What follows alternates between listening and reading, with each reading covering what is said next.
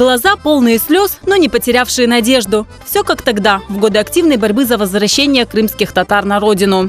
Эти эмоции вновь испытал каждый, кто пришел поздравить с юбилеем журналистку, поэтессу, активистку крымско-татарского национального движения Лилю Буджурову.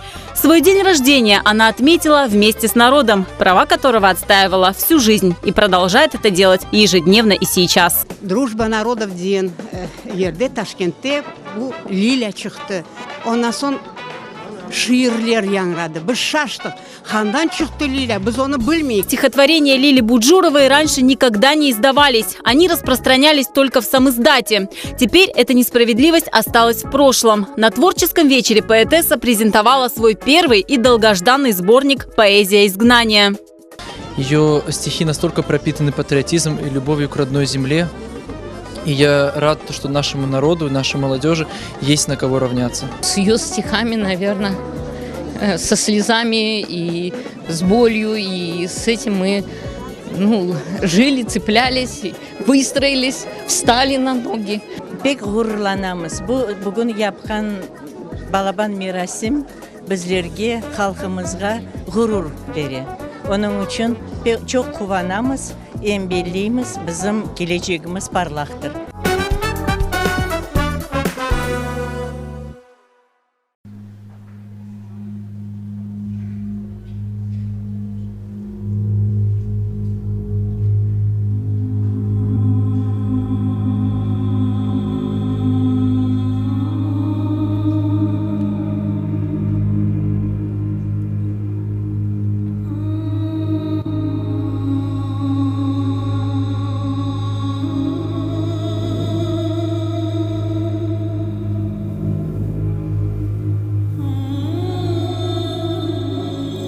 Я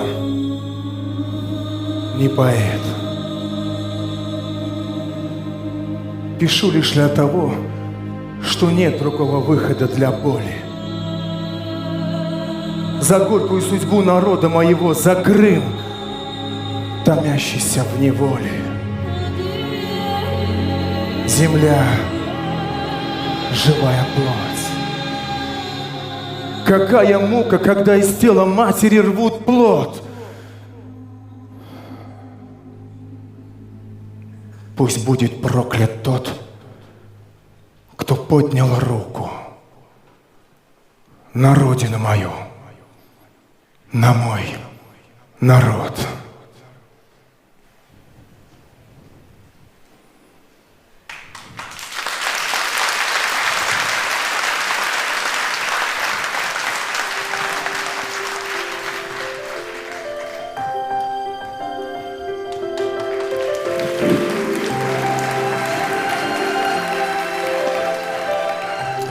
Selam aleyküm saygılı dostlar. Akşam şerifleriniz hayırlı olsun. Omur'un manası terendir, ölçüsüzdür. Omur akkan suvdur, felsefedir. Bugün bu akşam hepimizni birleştirgen insanın felsefesi hepimizge bellidir.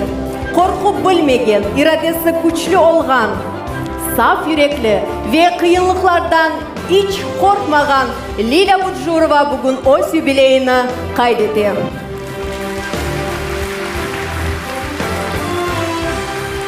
Saygılı cemaat, bugün Lila Hanım Buджурова öz юбилейini kayıt etti. Keliniz bu dülber, halksever, alicinap insanını gurdeli alkışlayık.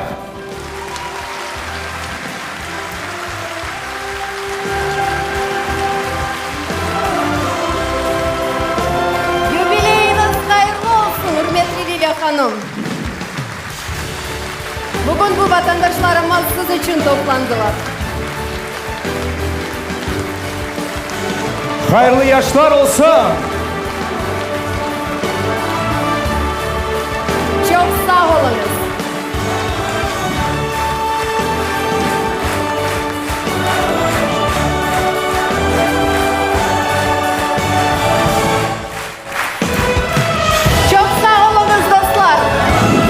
Edesi buyurunuz cemaat, yerlerinizge oturunuz. Lila Hanım, bu gürdeli alkışlar siz için ve şunu da aytmak istedim ki bugün aslında Akşam devamında pek çok çıkışlar olacak. Bugün Leyla Hanım'ı hayırlamak için çoktan çok insanlar geldiler. Bu hem de sizin zinadaşlarınız, sizin meslektaşlarınız, sizin dostlarınız, soy akrabalarınız. Bugünkü jubiley akşamı siz için ve dostlar bu jubiley akşamını elbette ki biz beraberlikte kaydedeceğiz. Sevimli artistlerimiz ise en parlak çıkışlarla kuvandıracak. Ve bu da hepsi değil. Ve şunu da aytmak istedim ki aslında bugün toplanған paralar bu hayriye konserti Karadeniz Production Stüdyosu'nun Balalar projektinin inkişafına yollanılacak ve bu da elbette ki Leyla Hanım'ın büyük gayretliğidir. Büyükten büyük teşekkürler bildiriyoruz Leyla Hanım. Çok sağ olunuz.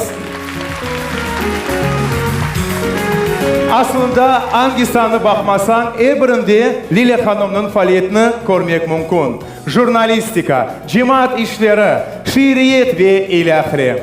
Bu insanın ömür yolu o kadar parlak, farklı, mündereceli ve çeşit kureşleriyle bağlı edi ki gurur ile halkımızın sadık kızı diyebiliriz. Geliniz beraberlikte Leyla Hanım'la yakınca tanış olayım.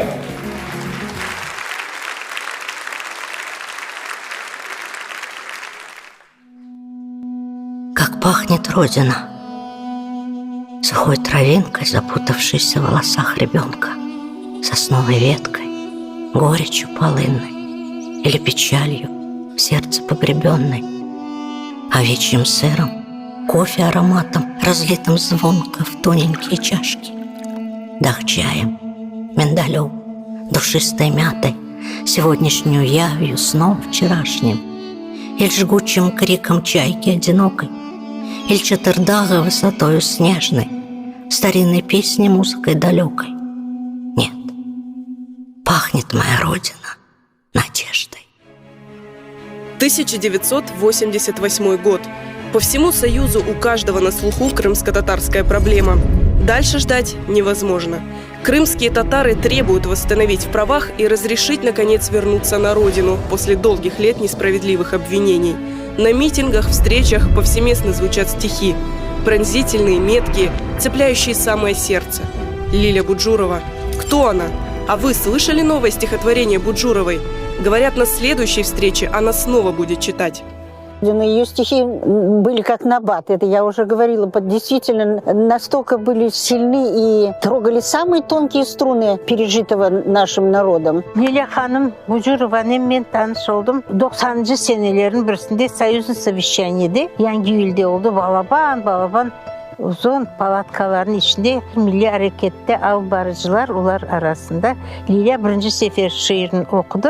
Onu okuyan şiirini o arada men özüm yazıp alıp ketken edim Абинскийге. Анда okuyan edik o şiirini halkka. Но впервые имя Лили Буджуровой я услышал в детстве. Это были начало 90-х годов. Учитель мой, она дала мне сборники стихов Лили Буджуровой.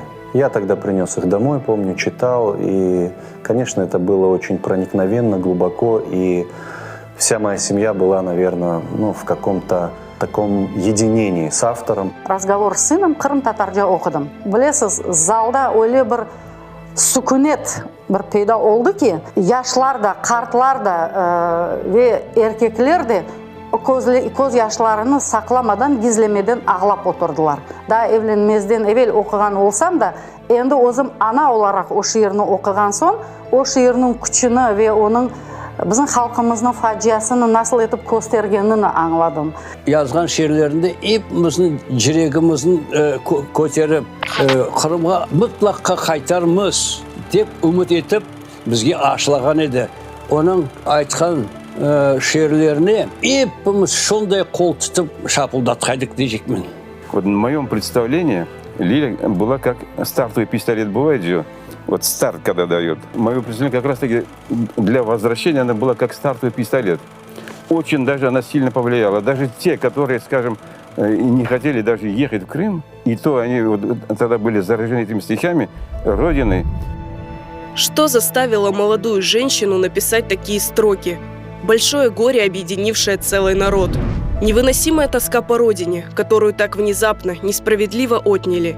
Родной Демирджи, о котором неустанно говорит отец.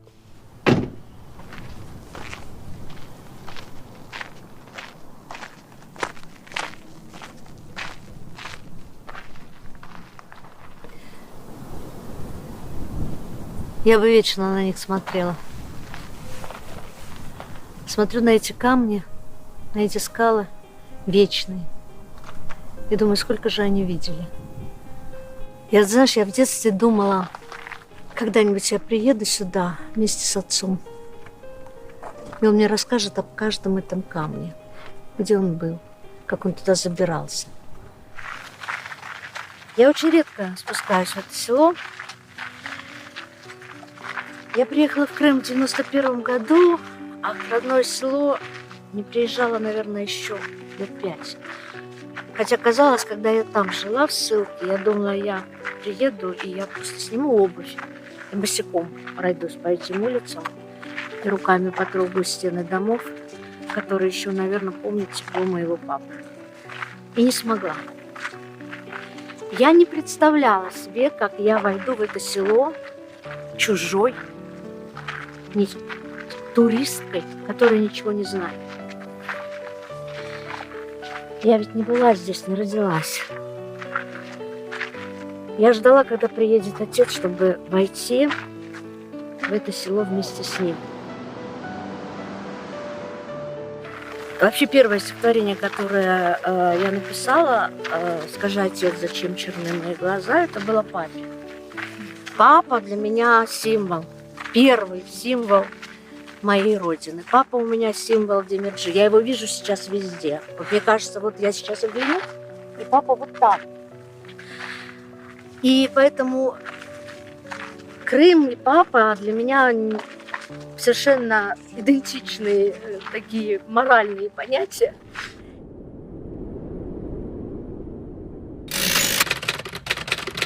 А компьютеров тогда, естественно, не было. Это были печатные машинки, и была такая папиросная бумага, потому что она тоненькая.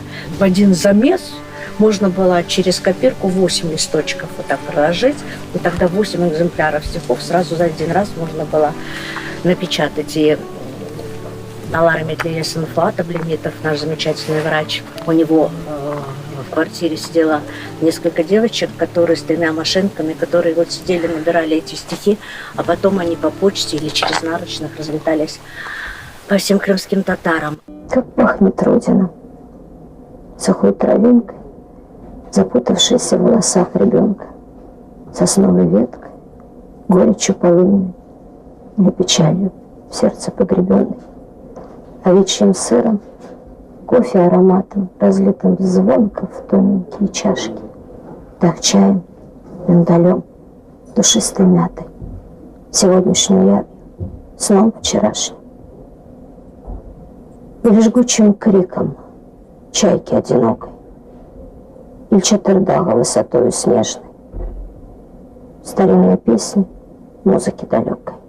Нет, пахнет моя Родина, надежда. В Крым она приехала в 91 году уже известным поэтом. Здесь в то нелегкое время родилась новая Лиля Буджурова, журналист и общественник. Жизнь в Крыму, она была настолько активной, она даже была, активной это не то слово, это был бурлящий котел. Это всегда что-то кипело, происходило, взрывалось, бабахало. Нужно было лететь с утра в Джанкой, после обеда в Керчь. Сервер, они же их убьют! Не стреляйте!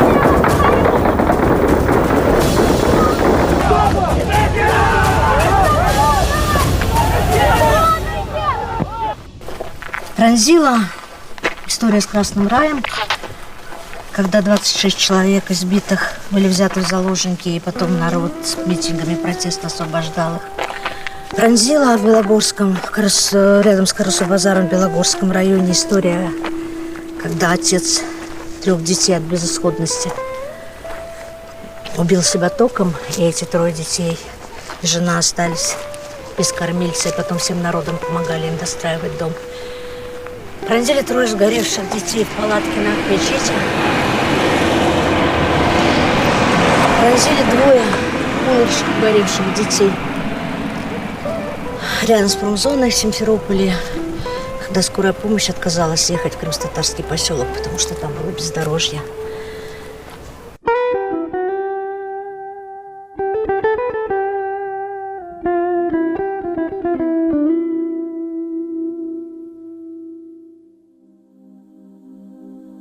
Когда меня повезли до встречи с людьми в Сарысу, тогда там еще было чистое поле, и меня тогда это просто поразило, когда я смотрю поле, а где же они тут живут? И тут ямка, и надо спускаться в эту ямку. И было 2 огромные землянки, и вот эта землянка, это просто был такой подземный, такой холл подземный.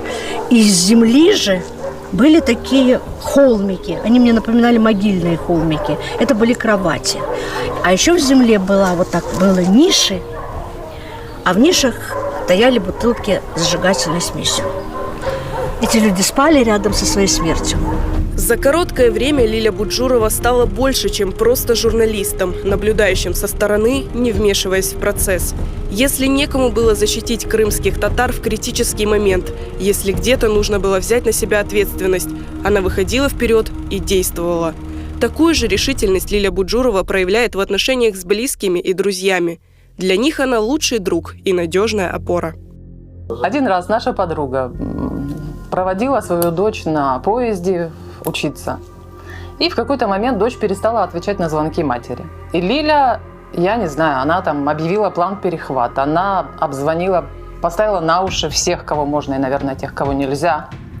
В результате проводница влетает в купе, а дочь нашей подруги просто мирно спит на своей полке. И вот в этом вся Лиля. Она расшибется в лепешку в любое время суток, и это тогда тоже была ночь, но сделает все, поможет в любой ситуации. За любым символом, человеком-символом всегда стоит просто обыкновенный человек со своими плюсами, минусами, со своими проблемами. Со стороны Лиля Буджурова, это Лиля Буджурова, где имя и фамилия неразрывно связаны, и это некий символ очень острых слов, явно выверенных и Богом данных в умении выверить и поставить акценты так, как они есть на самом деле.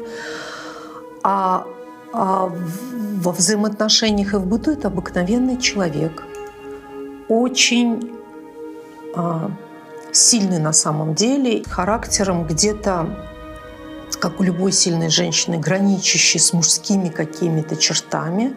А она такой по натуре очень взрывной и, мне кажется, вспыльчивый человек. И мне сдается, что эти качества очень важны для творчества. Да?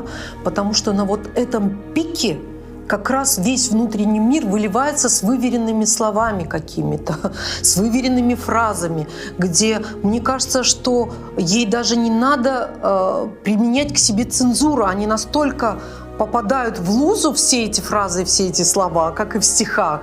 И они делают Лилю такой, какая она есть. Да? Вот этот характер вот с какой-то резкой синусоидой вверх, вниз, и оно вот делает вот такую яркую личность, рядом с которой, например, наверняка очень надежно, но, наверное, в общем, и достаточно сложно. Активная моя общественная позиция, моя журналистская деятельность, она заставляла меня быть везде, где что-то происходит. И в результате так оказалось, что меня выбрали делегатом Курултая, потом на Курултае меня выбрали представительный орган крымских татар, и я была единственной женщиной в первом созыве представительного органа. Но я такой же делегат, как и все присутствующие. И я думаю, я имею право сказать то, что я думаю о том, что у нас происходит вот все эти 4 дня. Вы меня простите, но нам лучше было знать, кто рядом работает, а кто не работает. Я оказалась в Верховной Раде Крыма, стала депутатом от фракции Курултай, и это было тоже очень насыщенное время. Это было очень драматическое время для Крыма и для нашего народа, но оно было очень важным для нас, потому что мы 14 крымско-татарских депутатов в крымском парламенте, состоящем из 100 депутатов. Я думаю, что мы своей работой вывели крымско-татарскую проблему в повестку дня для всего Крыма. С нами стали считаться. Хатırlayım, Лилия Буджурова, Татьяна Корбанмен бәрбір açlıq ilan etті. Парламент қаршысында çadırlar құрдылар. Bütün Kırım'dan kelgen insanlar, men anda aytmasın, tek Kırım tatarları değil, başka milletin vekilleri de kelip başladılar. Destek göstereler. Bularga, bu açlıq ilan etken insanlarga kol tutalar. Böyle ettirip siyasette bek bir kergin vaziyetlerini Lilия Буджурова өзінің принципиаллігінен, өзінің талапкарлығымен, өзінің адалетлі сесімен честі. 1994 жылы біз да Қырымға енді келген бірінші жылларда мен бір вақияны қатырлайым. О вақыт Қырым Нәзірлігінің вице-премьері Евгений Сабуров деген адамдан мен аңлаштым, бір интервью алмаға. Келдім, беклейм, 1 саат кечті, 2 саат кечті, мені қабыл етмей Сабуров. Айталар, мына шынды бошай жақ. Сон оның ярдымчысы, Шымды Девлет архивінің директоры Олег Лобов маған бақып айтты: если бы на вашем месте была сейчас Буджурова, она бы ни минуты не ждала. Она бы просто ворвалась и сказала: моя работа, вы мне обещали вот в такое-то время дать интервью, и значит, будьте добры, отвечайте на вопросы. Лиля Буджурова стояла у истоков основания первой после депортации независимой газеты «Авдет». И почти сразу она появилась на телеэкранах, став рупором крымских татар. На ГТРК решили провести передачу о Курултае, и никто из тогда действующих редакторов и журналистов на ГТРК Крым не захотел ее вести. И тогда я набралась наглости и сказала: да я ее сама проведу. Все пожали плечами, сказали: ну пусть девочка попробует. Девочка попробовала, у нее все хорошо получилось. Как будто она работала 100 лет, как мне потом сказали на телевидении. И сразу же после этого эфира генеральный директор тогдашний ГТРК подошел ко мне и пригласил меня на работу. Я напомню, что у крымско-татарской редакции в самом начале время эфира было 10 минут в неделю. Вот представьте себе, 10 минут в неделю. Работали мы тогда день и ночь. У нас не было никакой техники. У нас были какие-то дома для хоум-видеокамеры. Монтировали мы в общежитии у нашего главного режиссера в комнате у Рифата Маликова на 2 бытовых видеомагнитофонах. И когда писали звук на микрофон, там обычно, я не знаю, может, даже не концертный, то получалось так, что скорость верчения этой кассеты на этих видеомагнитофонах была разная. Это была мука мученическая, и по 2 минуты сюжета мы могли монтировать из-за этого по несколько часов. Леонид Грач, Багров, Безазиев, более бір қараманларыны, оле бір эр тарафтан, сиясет, албарған фалиет, бүтін бөшелерін ашықлап, айдынлап көстерді. Мен айтмас деймін, ең кескін левхалар ана юрт программасында oldu. İnsanlarga, Kırım Tatarlarga nisbeten adaletsizlikler anda gösterildi. Çadırlar, evler, mecburi evler kurulgan, mecburi kasabalar kurulgan yerlerde bu programmalar barıp yetiştirdi. Акшам шарифлерiniz hayırlı olsun, aziz vatandaşlar. Добрый вечер, дорогие телезрители. Я очень рада снова встрече с вами после 2-месячного перерыва. Для тех, кто не видел нашу последнюю передачу, я сообщаю, что теперь передачи с названием «Меджлис Информ» на крымском телевидении не будет, а будет передача «Анна-Юрт», что в переводе с крымско-татарского означает «Родина, Отчизна». Для некоторых наших телезрителей очень не нравилось название «Меджлис Информ», оно мешало им спокойно жить, и мы решили его заменить из милосердия. Быть может, от этого станет кому-то легче. Я как директор не вмешивался в ее процесс совершенно, но честно за это я и огребал по полной. Я никогда не знал, о чем будет эфир людям. Я никогда зачастую даже не знал, кто будет у нее гости. Во-первых, у меня всегда было такое правило во время Лилиных эфиров быть у себя в кабинете, потому что, как правило, с первой же минуты начинались звонки директору, либо остановить эфир, либо повлиять на что-то, либо успокоить ведущую. Она очень нетерпима к неправде.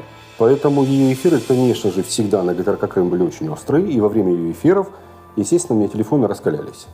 Принципиальность, кристальная честность и профессионализм быстро сделали Лилю Буджурову эталоном крымской журналистики, символом новой эпохи, времени демократии и журналистики без цензуры. И если у одних это вызывало чувство гордости и уважения, то других попросту злило.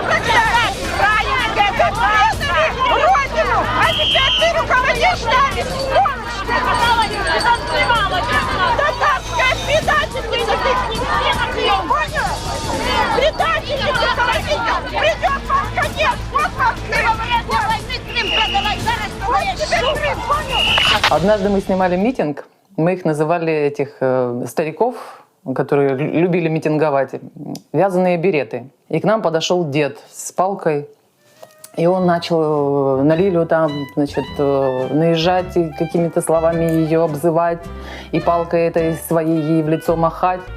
Она слушала все это спокойно, а потом сказала: дед, Я, конечно, маленькая, хрупкая женщина, но на тебя у меня сил хватит. Ее четкая позиция нередко становилась причиной критики и угроз в ее адрес, а иногда и реальной опасности. В марте 2006 года неизвестные облили бензином и подожгли ворота гаража рядом с домом Лили Буджуровой. Дома тогда находились пожилая мама, сестра и племянница. Что больше всего ее напугало в этой истории, что то, что полетело там в окно, то, что бросили эти негодяи ей в окно, могло попасть на ее внучку, которая тут спала в кроватке. Но даже такие события не могли заставить Лилю Буджурову отказаться от своих принципов. Каждая СМИ, если в нем работала Буджурова, считалась объективным на 100%. Будь то газета «Первая Крымская», где она работала больше 10 лет, или телеканал АТР.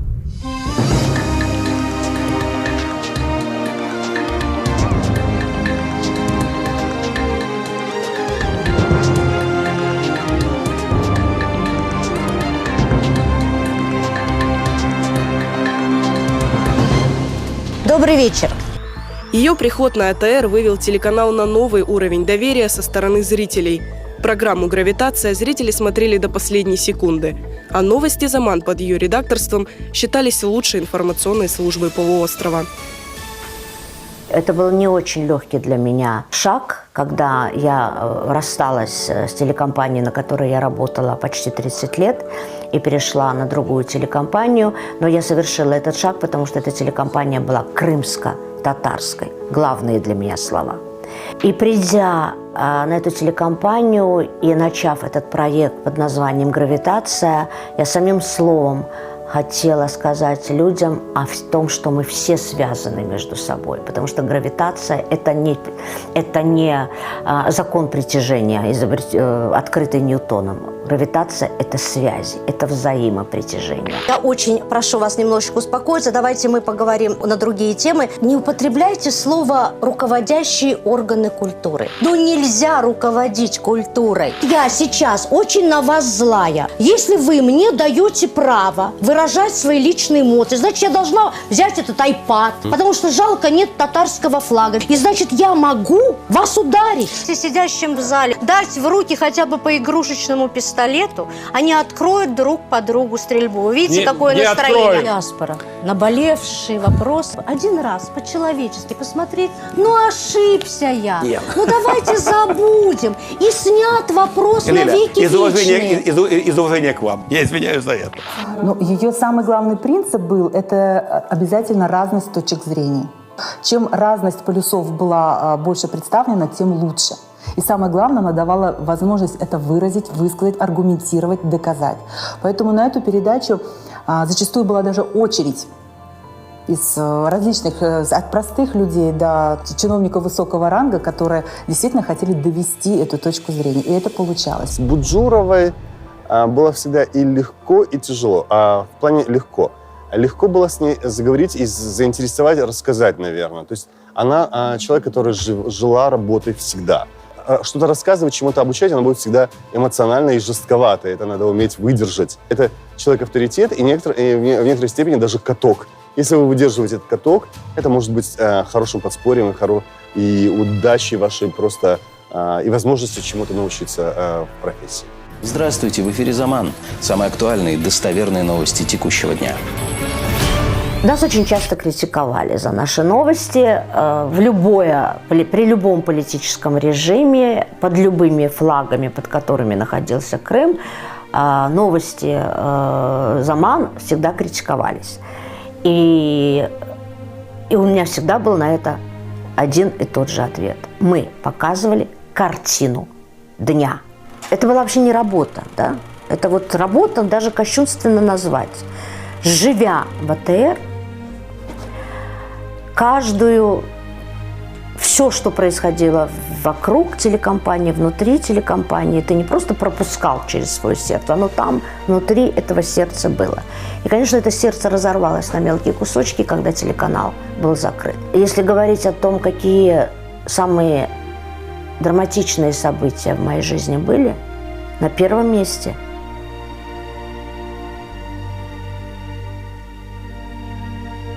я, наверное, поставлю смерть своей мамы а второе – это закрытие АТР. Это было так же больно. Это было также невозможно осознать даже, что это возможно. Это было так, как будто у тебя вырвали кусок сердца.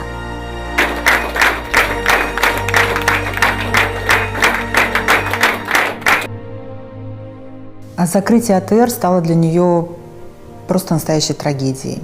Вот то, что переживал народ в то время, боль, она все перенесла еще через себя. Она просто заболела. Болела надолго, несколько месяцев, и тяжело болела.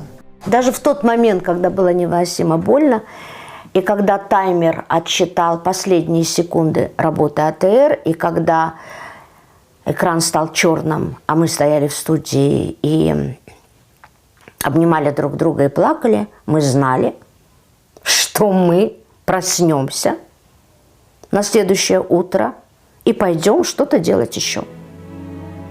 Так и получилось. Это интернет-проект Crimean Tatars. Мы ведь поставили перед собой очень амбициозную задачу сделать Crimean Tatars своеобразной энциклопедией о крымских татарах. Это жутко интересно. Кроме того, мы создали студию Karadeniz Production, которая продолжает очень много прекрасных проектов, начатых при АТР. Это, к примеру, наш проект, который теперь называется Canlı Ses. Мы точно так же снимаем великолепные клипы. Мы точно так же стараемся быть на всех важных, но теперь уже только культурных и социальных событиях, связанных с крымскими татарами. Проект Crimean Tatars стал еще одним таким любимым детищем Лили Ханум, где она себя реализовывает вот так же на 100%, как на АТРе. Даже при этом сохранив вот эту вот оперативность, динамику, как будто вот мы выпускаем все в прямом эфире, и нужно это все подать вовремя, ни в коем случае не позже, все с такой же педантичностью, с такой же правдивостью, с таким же качеством. Лилия Ханум тут спуску не дает никому. Работа также продолжается в круглосуточном режиме. Очень часто в наших рабочих чатах Лилия Ханум и в 2 часа ночи, и в 3 часа ночи направляет задачи, где-то там критикует, что-то не так сделано. То есть для нее важно все. В этом году мы закончили и показали зрителю первый крымско-татарский фильм, сказку «Хыдыр Деде». Это нечто фантастическое. Когда ты не просто идешь вперед, а вот идешь и идешь. Вот и говоришь, а я пойду все равно. Пусть там вот эту дверь передо мной закрыли, а я найду щелочку, просочусь, и все равно я должен. Вот им, тем, кто закрыл двери, и кто вот вокруг, для которых это важно, я все равно должен пойти вперед. И когда ты так думаешь, что те камни, которые по дороге попадаются, на них внимания не обращаешь. А ты думаешь, а вон та скала, а я сейчас через нее тоже перелезу. И пусть они все, и свои, и чужие, и те, кто тебя ненавидит, и кто нас всех любит, пусть они видят, что мы и эту скалу тоже преодолеем. И если кто-то думал, что нас можно зарыть в землю, я повторю эту банальную фразу, он просто забыл, что мы семена.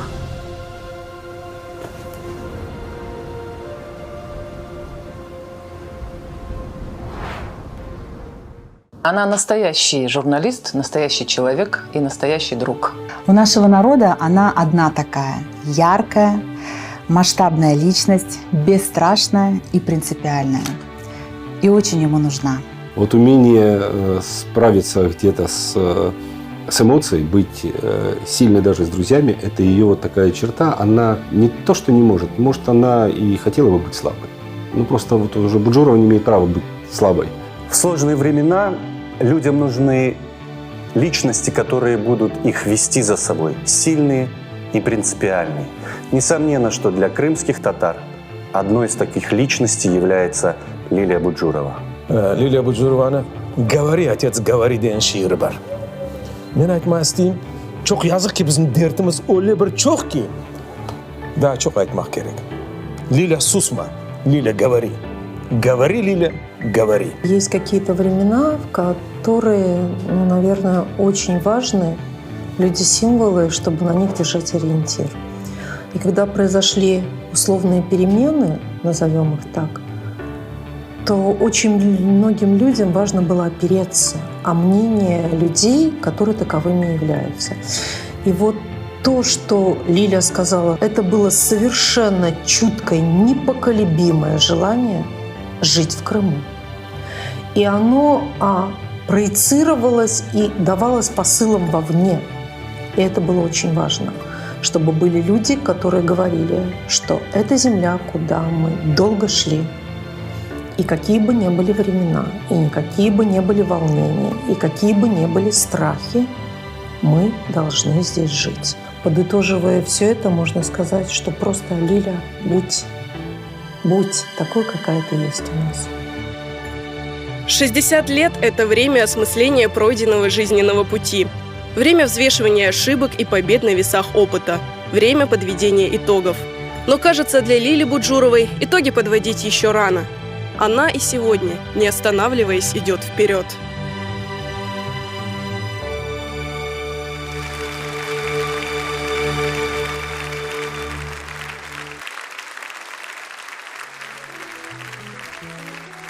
Saygılı dostlar, keliniz bu korku bilmegen, iradeli, güçlü ve halkımızga sadık olgan Lilya Bujurova'nı bu sanaga davet eteyik. Lilya Hanım, sizni sabırsızlık ile bekleyimiz. Buyurunuz. Saygılı dostlar, sizin alkışlarınız Lilya Bujurova. Bugün biz beraberlikte yubileyini kaydedemiz.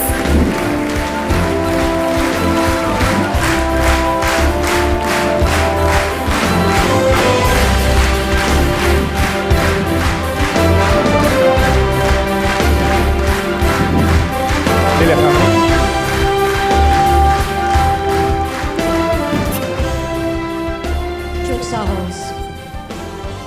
Ben aslında toxtamak istemiyorum. Evet, çok yollar geçildi. Çok kapı açıldı. Ama kapalı olğan soyları da çok edim. Ben siz gibi sürgünlükte yaşayışını Ветанда, Avdetini gördüm. Oylar içine halkımızın hepsi şeylerini, hepsi yaşayışını siz gibi duydum. Ama en esas o geçken ve bugünkü ağır günlerimiz değildir. Benim ve sizin en esası o biz Kırım'da yaşayıq. Mında sabahlar ve akşamlar karşılayıq. Mında balarını gösteririk. Mında her gün Allah'a işanıp ondan geleceğimiz için yalvarıyıq. Öyle olacak galiba, ben de mında bir şiir okuyacağım. Onun için en belli şiir «Некупленный билет». «Некупленный билет» – одно из самых известных моих стихотворений, и оно написано на реальных событиях и посвящено памяти Джаваиры Мировой, которая умерла в городе Янгиюль Ташкентской области, так и не увидев Крыма. В том году все лето было жарким, но не это в памяти моей. Умирала старая татарка вдалеке от родины своей. Задыхаясь, об одном просила или в бреду своем, или в полусне: «Дети, я прошу, кусочек Крыма покажите перед смертью мне». Черноморскую водой бутылку подносили матери глазам, головой качала. Только жилка билась, закрывая путь слезам. Дочь ей ломтик груши подносила: «Мама, видишь, крымская бера». «Нет же, дочка, не кусочек Крыма. Я же говорила вам вчера. Позовите сына поскорее, он меня, наверное, поймет. Сын, тебя под сердцем грело. Посади меня на самолет. Я еще сумею встать с постели и дойти ногами до такси, чтобы увидеть Крым. Да неужели Бог не даст для этого мне сил?» Уходила глаза от близких пряча, силясь поуверенней шагать, а потом сидела за домом, плача, силы собирая, чтоб солгать. Возвращался: «Мама, нет билета». Смотрит мать с отчаянием немым. Знаешь ведь, родная, что на лето невозможно взять билеты в Крым. Я не верю.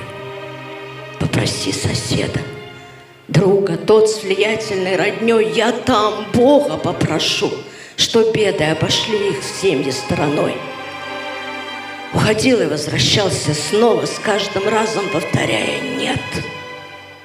Мать уж больше не корила словом, только взглядом жгла, где мой билет. А потом: молчи, сынок, я знаю, что добра ты матери желал. Только брат твой, что погиб в том мае, он бы мне билет домой достал. Торопитесь, я уже не в силах смерть упрашивать о каждом дне. Дети, я прошу кусочек Крыма, покажите перед смертью мне. Сколько можно болью резать душу? Хватит, мать, молчи, не говори. Умерла с открытым взглядом, ждущим и рукой, протянутой к двери. Знаю я, у всех трудна дорога. Хватит многим матерям и бед, и лет. Но прошу вас, люди, ради Бога, дайте нашим старикам билет.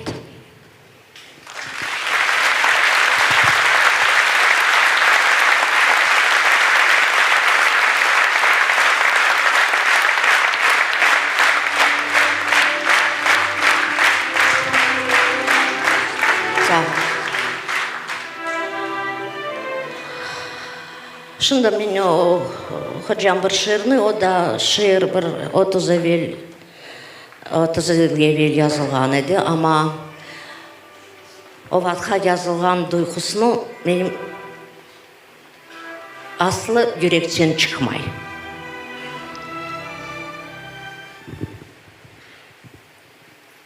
Что буду делать я без этой боли, когда когда-нибудь вернусь домой? Для сердца жить, привыкшего в неволе, не станет ли убийственным покой? Боль — это часть души моей жизни, забыть мне не давала, кто я есть, чья в жилах кровь течет, какой отчизны кричит во мне поруганная честь. Боль — это памятью отцовской стала, и деда неувиденным лицом, и запоздалой ярости началом, и застарелой трусости концом. Она однажды цепью приковала меня навек к народу моему, и я одна из многих тысяч стала, чье сердце похоронено в Крыму. Она открыла мне глаза и уши на горе незнакомых матерей. Отсутствие беды лишает душу, нехватка счастья делает добрей. Она мне дорога, я все приемлю, чем болен мой измученный народ. Ведь боль моя — мой путь в родную землю, которым я иду из года в год.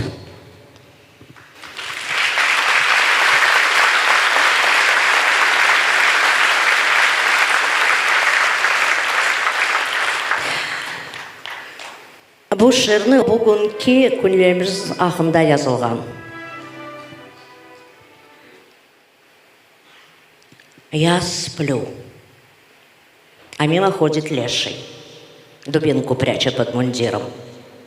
Он бдит, довольно ли сон успешен, а вдруг проснусь опять с задирой и стану умничать без меры, глаголом жечь и семя сеять, крамольную лелеять веру, что хмарь и чернь развеет ветер. Начну, как встарь, искать ответы, не верить лжи в обличье правды. Во тьме тайком сойдусь со светом, найду прохладу в пекле ада. Сорву я с губ часть молчанья и закричу, что было мочи о всех с земли моей печалях, и день свободы напророчу. Я сплю, Я жду. Устанет леший. Мой сон дубинку переможет. Тогда приснится мне надежда. Быть может.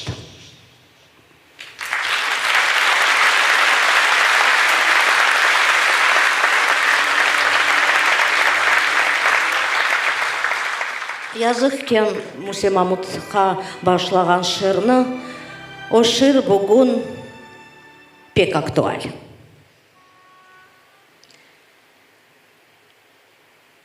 Ты видишь, Родина, горят твои сыны.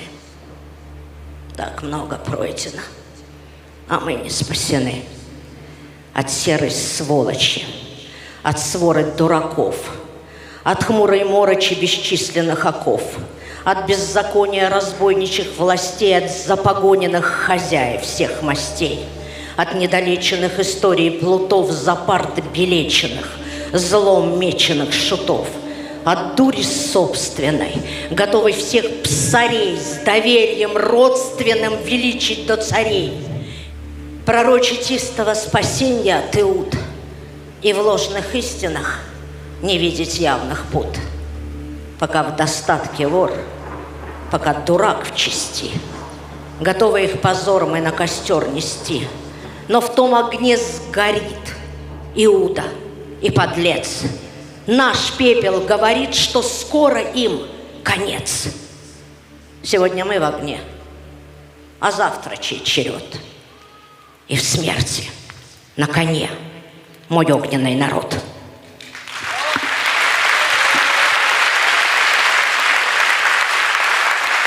Sağ olun. Leyla Bunşurova, alkışlar. Çok sağ olunuz Leyla Hanım. Leyla Hanım Bunşurova, sayılı dostlar. Şüphesiz Leyla Hanım'ın şiirleri erçetten kuvvetlidir, emniyetlidir. Onlarını okuganda ya da dinlegende yürek sızlay ve heyecanlanam. Şüphesiz vatanına olan büyük sevgi Leyla Hanım'ın eline kalem tutturdu. Men eminim ki Kırım'ın manzaraları ve tabiatı da ilham bağışlaydır. Güzel Kırım kimni ilhamlandırmaz? Men razım. Şimdi bizlerini Seyit Abla Mehmetov ilhamlandıracak. Onun icrasında Güzel Kırım yeri. Karşılayımız Ukrayna'dan ve Kırım'dan nam kazanan artist Seyit Abla Mehmetov.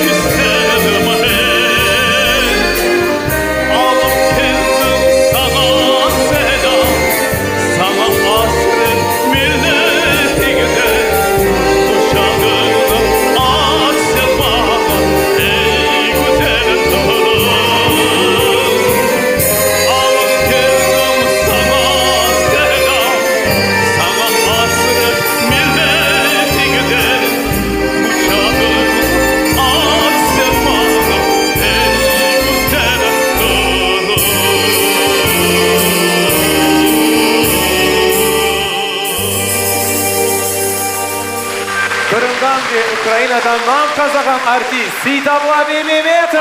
Eşinizle sağ olun. Hayırlı yaşlar Lili Hanım. Hayırlı yaşlar. Biz sizni pek severiz. Sağ olun. Siz de çok sağ olunuz. Elbette ki bu sanada bugün de çok parlak çıkışlar olacak sevgili dostlar. Ve şunu da aytmak istedim ki bugün bu akşamı Lila Hanım'ın çok beklenilgen şiirler jıyıntığı da takdim edilir. Poeziya izgnaniya Sirlevalı kitabını elge alıp ilk satırlarından Lila Hanım'ın yaşayış felsefesini, içki dünyasını ve digerlikini iyisete bilesiniz. Hepimiz bilemiz ki Kırım Tatar halkının milli meselesi Lila Hanım'ını daima rahatsızlay. Ve o bütün barlığıyla işe kirişip kete ve eğer bir başlayan işinin mutlaka sonuna kadar yete. Şu kuvandıra ki Lila Hanım gibi talapkar, adım adım öz maksadına rışkin ve daima cemaat işlerinin uğraşan vatandaşlarımız bugün bizim aramızda. Ve şimdi onlarını bu sanaga davet etmeyi istedik ki bizim belli cemaat erbaplarımız Emine Hanım Avamilova, Nariman Cilal ve Şevket Kaybulayev'ni davet etemiz. Buyurunuz. Keliniz alkışlarla karşılayıp bizim hürmetli misafirlerimizni. İşte bu insanlar da daima halk meselesiyle uğraşarlar. Buyurunuz. Selamun aleyküm hürmetli dostlar, sevimli semedeşlerim. Selamun aleyküm Lila Hanım. Çok memnunum mında olmağa ve birinciden ne aytmağa isteyim. Çok güzel levha baktıkta sizni dinledik ve men birinci nevbette sizni değil bizim halkımızını hayırlamağa isteyim. Çünkü halkımızda Lila Bujurova var ve prinsipiyel başını egilmegen, her vakit oge bakkan ve adım algan öyle bir kadın var. Ve siz aytkan gibi benim şiirlerim yazıklar olsun gene de aktual oldu. Keliniz bu şiirleri öz aktualligini endi keçken zamanında kaldırsınlar. Yani kuvvançlı bir satırlarını eşiteyik. Hayırlı yaşlar olsun Lila Hanım.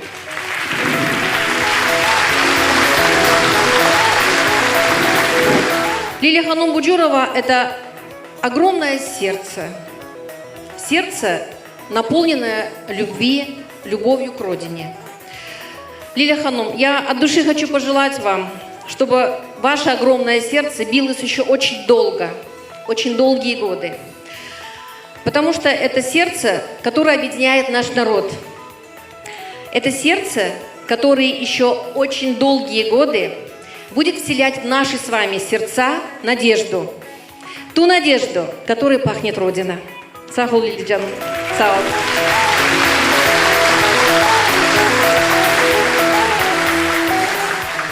Lila Hanım, hayırlı yaşlar olsun. Men pek gururlanam, siz başlagan, siz ayakta turuzgan gazetada men de çalışmaga tırışam. Sağ olunuz. Siz de çok sağ olunuz. Sıcak sözleriniz için elbette ki eminiz ki Lila Hanım bu sıcak ve güzel sözlerge layıktır. Emine Avamilova, Nariman Cilal ve Şevket Kaybullayev bizim sadık dostlarımız büyükten büyük teşekkürler bildiriyoruz. Çok çok sağ olunuz. Şimdi çiçeklerini kabul edeyiktir. Çok sağ olunuz. Kim zerre kadar hayır yapsa, onun karşılığını görer deyler. Hayır işlerinin belli olgan Lila Bujurova halkının büyük hürmetini, sevgisini kazandı. Onun şiirlerini dinlegende kartlarımız heyecanlanıp gözyaşlanalar. Geçmişine dalalar. Yaş nesilimiz ise vatanın hakiki kıymetligini daha da ziyade anlap başlaylar ve her bir satırını yürekten geçirirler. Şimdi sizin dikkatinize «Говори, отец, говори» adlı şiirini takdim etmeye isteyimiz. Karadeniz Production stüdyası çıkargan klip юбилейimizni devam eter.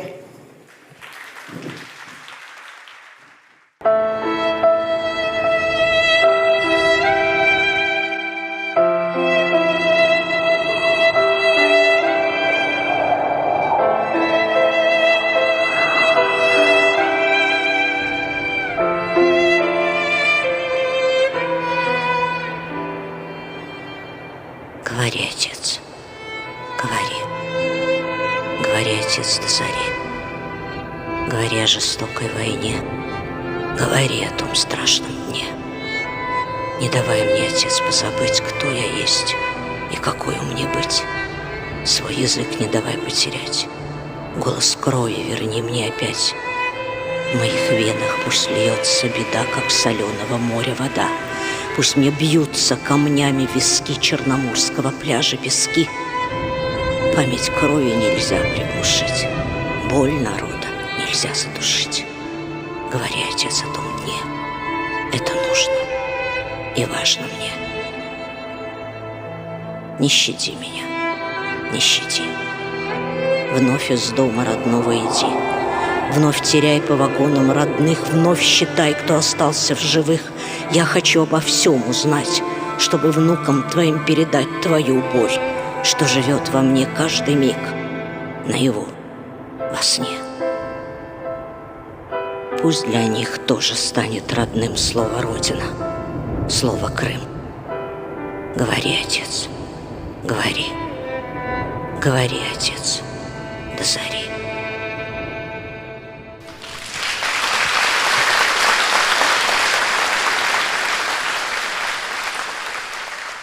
Gerçekten de Leyla Hanım'ın şiirleri gayet tesirli ve tarihidir. Böyle terin ve duygulu satırlarını tek Leyla Hanım Budjurova yazabilir. Daha bir kere sizin alkışlarınız. Kim bilir, belki yakın gelecekte bu şiirlerge de yıllarca yazılır. Biz ise hatırlamağa isteyik, bugün toplanğan paralar Karadeniz Production Studiyasının Ballar proyektinin inkişafı için yollanılacak. Bilemiz ki Kırım Yarımadamızda ötkerilgen Canlı Ses proyektinin seviyesi yıl-yıldan artmakta. Bu projekt üzerinde büyük bir komanda çalışmakta ve şimdi bu sanağa çıkacak insanlar da Canlı Ses yarışının sadık dostlarıdır. Asiye Hanım Salih çok yıllar devamında istidatlı talebelerini yetiştirip, onlardan biri Safiye Denişayeva'dır. Safiye Canlı Ses yarışının galibi ola. Canlı Ses'nin galibi olmak demek büyük ve dülber sanalarda iştirak etmek. Sizin dikkatınızga Kırım'da ve Tatarstan'da nam kazangan artist Asiye Salih ve Safiye Denişayeva'nın icrasında güzel bir yer takdim etilir. Karşılayımız sayılı dostlar.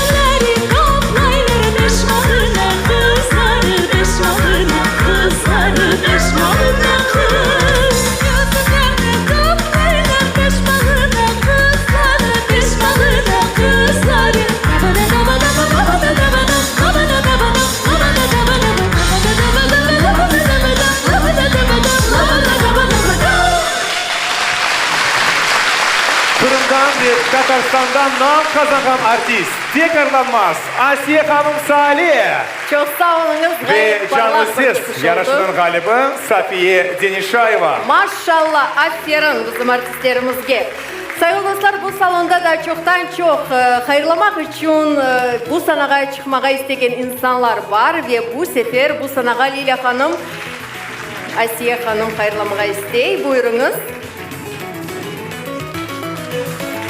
Büyükten büyük teşekkürler. Çok sağ olunuz. Çok sağ olunuz. İşte şimdi de bu sanağa Lila Hanım sizin kalemdeşlerinizni davet etmeye ister edik ki bizim güzel şairlerimiz. Keliniz alkışlardan karşılayık. Siyari Kökçe, Ali Kenci Ali, Maye Safet.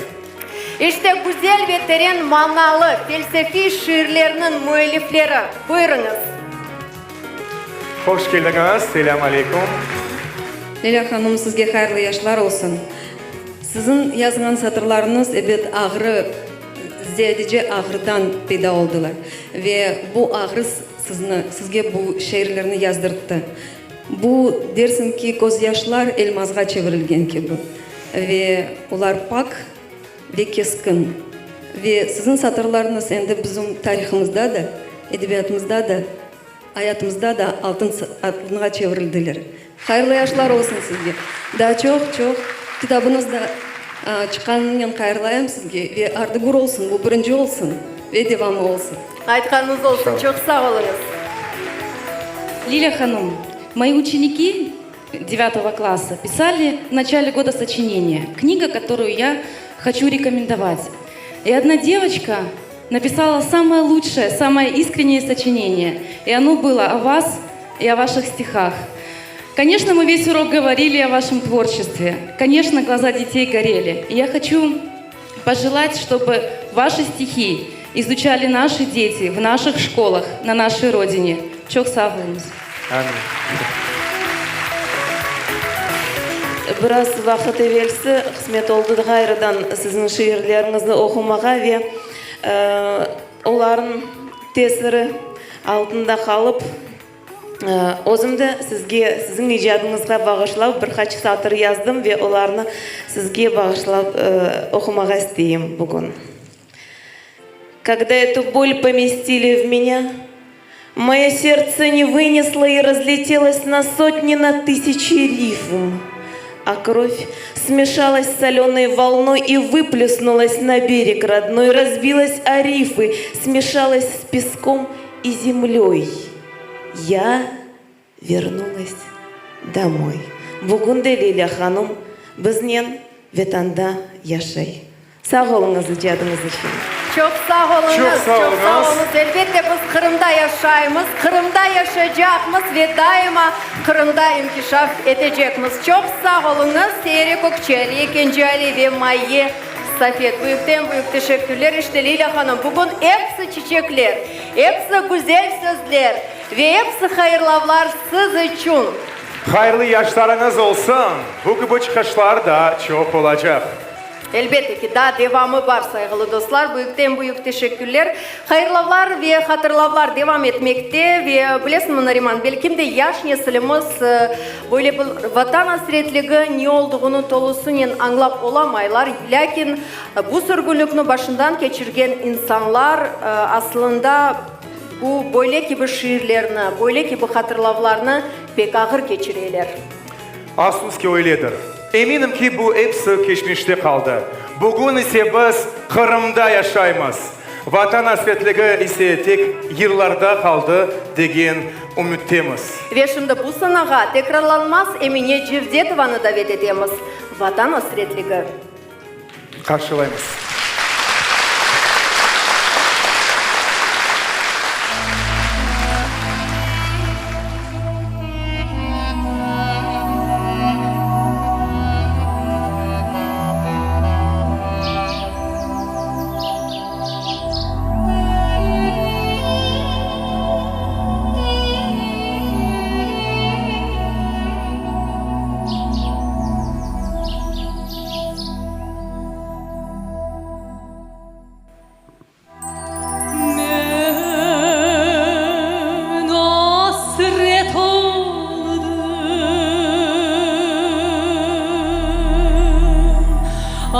hasret kaldım ve tanımam. Yüksek bağlardan kar gende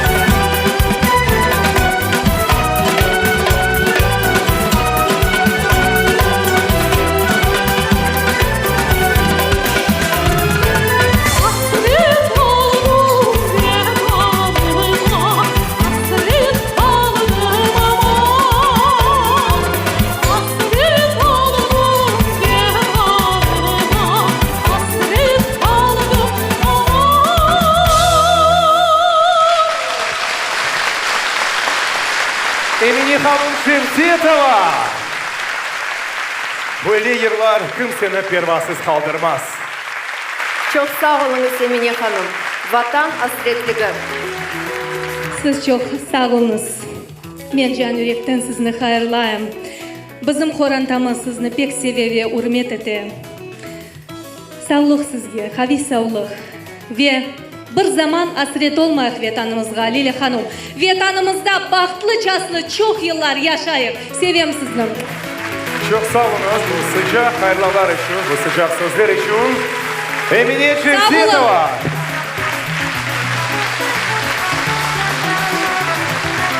Çok sağ olunuz. Sayılı dostlar, biz ise hatırlatamız. Bugün Leyla Hanım'ın şiirler jıyıntığı takdim etilir. Bu yalnız müellif için değil de bütün milletimiz için emniyetli bir vakıyadır. Ama bugün biz çok böyle bir şanslımız, büyük bir fırsat yaratıldı. Leyla Hanım özünün şiirlerini bu sanada sizler için okudu. Yine de devamı olacak ve şunu da aytmak istedim ki aslında Leyla Hanım'ın her bir şiiri ayrı bir hikayedir. Ve şimdi sizin dikkatinizga daha bir geçmişimizge daldırgan hikayeni takdim etemiz.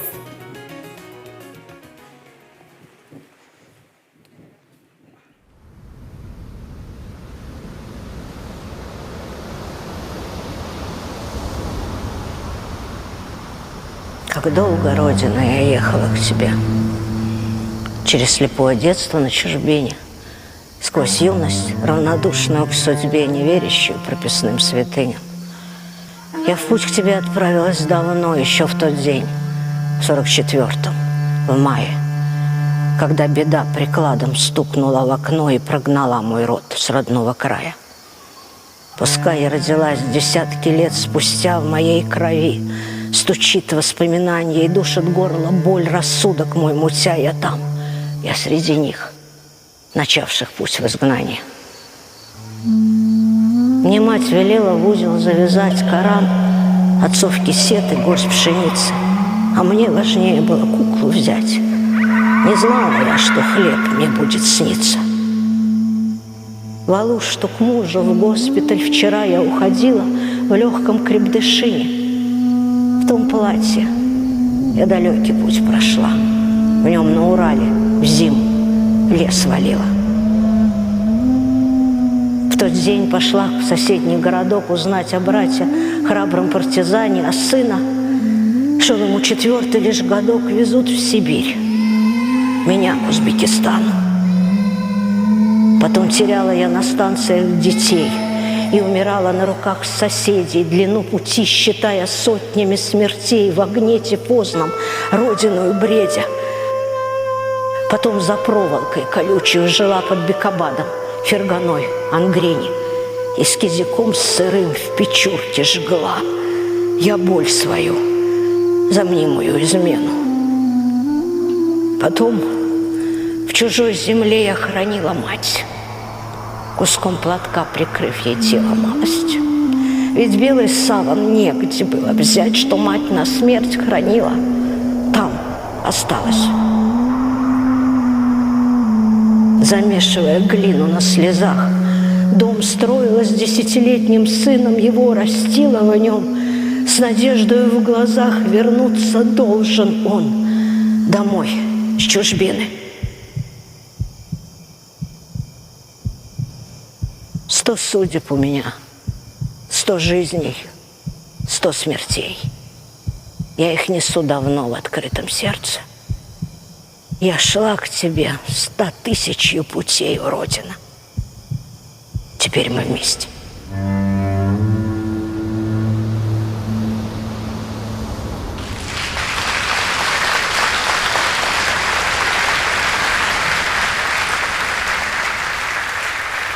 Gerçekten de Leyla Hanım'ın satırları yürekke, tamam yürekke barıp dokunam. Büyükten büyük teşekkürler Leyla Hanım böyle terin manalı şiirleriniz için.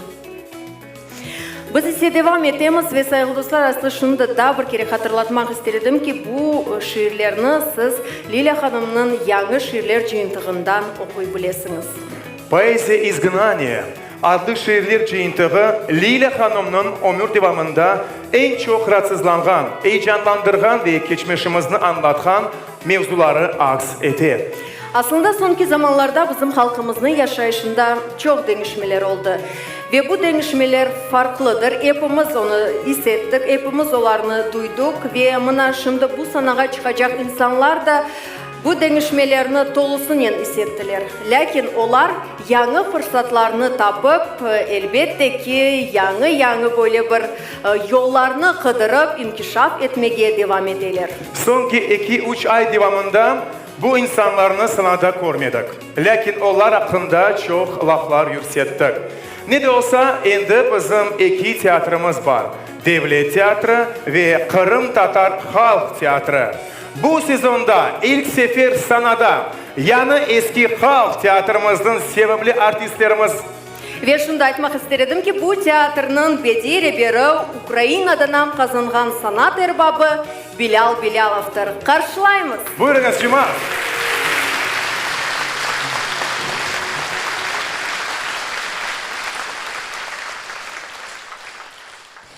Soğuk sudan aytulu dostlar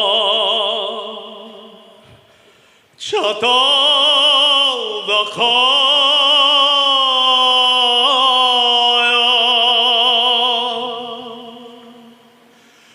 candan da sevgen koyunuz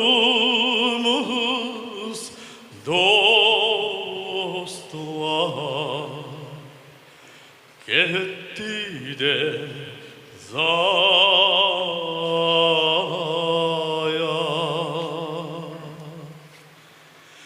candan da sevgen koyunuz dostlar gitti de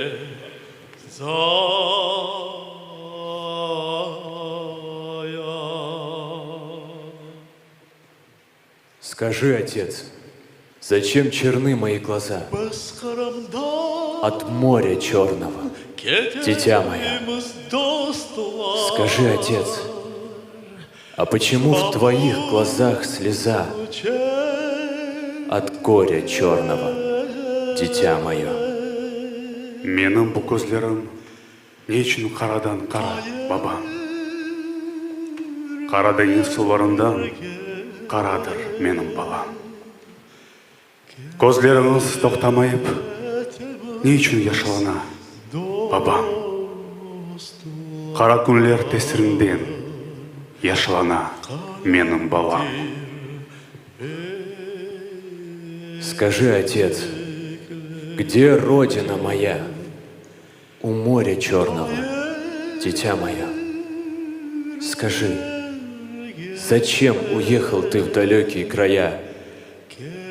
То горе черное, дитя мое. Қайдадыр менің ватаным, сөйлеңіз маңа, бабам.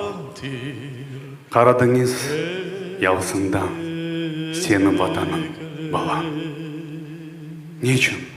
Дияр асыретіне түсіп үйресіз, бабам. Оңа себеп о қара күн, қара тәлей, ах, балам. Çatalda kaya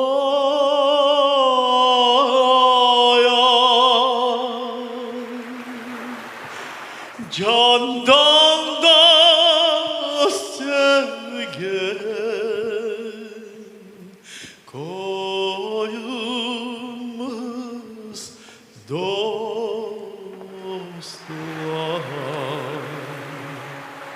gitti de. Над Месхоромой лубкой ночь, над морем веет бриз.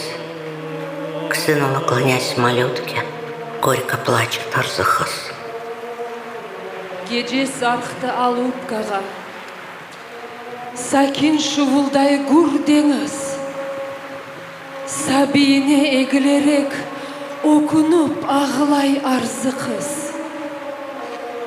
Kol beriniz ağalar, denizden avuşayım. Doğған топрағыма, дағларыма ғайрыдан қавышайым. Су анасына дейдеңіз, көйдешлеріні чағырма.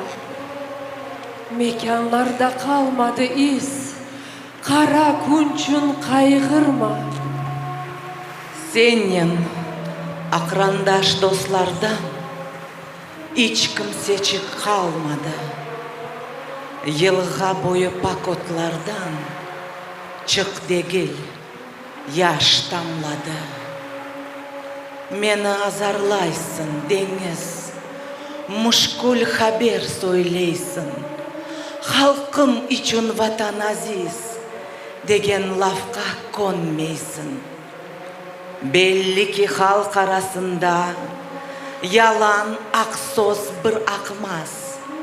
Мен еминім, менім халқым топрағыны бырақмас. Азапларның чоқ азыны көзімлі көріп бір ан. Білки, құллық да арзыны қорқызмады бір заман. Дженнет киби сарайында евдегенім деді қолды. Туған юртым, ватаным деп, бағырым дертке толды. Білер сен, ғұрбет үлде қалған демлер ялыңыз, айненені туған тілде ерлар еді арзы қыз. Деңіз бірден ташты копты, арзының еллерін опты. Тарихта ичте тапылмас, халыққа айыт бойле мисал. Бербат олынды тайпынмас, ақадалетке темсал. Мүмкін хасталықны еңмек, челлені ве аясқышны. Ачылық олса оңа көңмек, элнен сокмек чөл қыртышны. Мудхиш, вақшияне женктен мүмкін қайтып келмек евге. Кереккенде қол ұзатып, яқшылық япмақ біреуге. Да десем мүмкін еңгіл, дұшмандан ақтыман алмақ. Амма ичте мүмкін дегіл, ифтирадан аман қалмақ. Тек ифтира, қорқу. Бұл күш халқны апансыздан боғды. Ифтира бұл халық үшін окунч. Миллетіңні юрттан қуфту. Бекле юрдашларны қызым, эмин ол, илле қайтырлар. Ғайры баштан тиклеп эфис, ватан ерларыны айтырлар. Гече сарықты алып қаға, шуылдап ағылай ғұрдеңіз. Құчағында евлядынен, беклей халқны арзы қыз.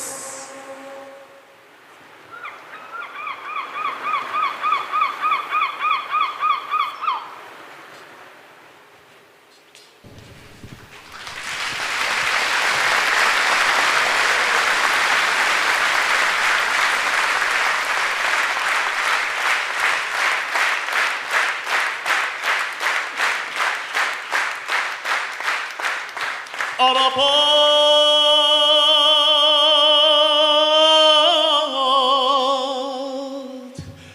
dağında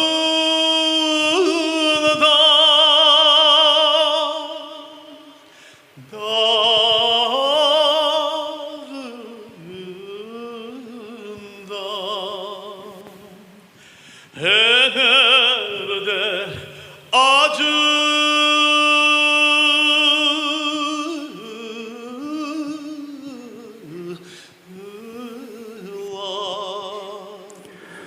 Айтың, бабам, айтыңыз. Сабақ ачы айтыңыз, о ағыр ченк ақында, о мұшкүл күн ақында. Ұнытмайым бабам кім олғанымны. тілімні мен жоймайым, сесімні қанымны. Қара деңіздің тұзлы суыдай, вүжідім толы бела. Ялы kenarındaki kumlar taş olup ursun başıma. Sıcak kanını soğutmak olmaz. Halkının yarasını tındırmak olmaz. Ayt babam o kara kun hakkında men bilmek gerekim. Bu mühim bana. Acıma mene. Acıma gene kara yolga kayıt. Vagonlarda soylarını joyganыңны. Sonsa kalganlar hakkında ayt. Men her şeyini bilmek gerekim. Son torunlarına aytarım. Sen çekken bu ağır günlerini gece gündüz hatırlarım. Torunların için olsun mukaddes Kırım, vatan degen sözler. Aytın babam, aytınız. Sabahacı aytınız. Yüreğim sızını dinler. Dağlarının başına,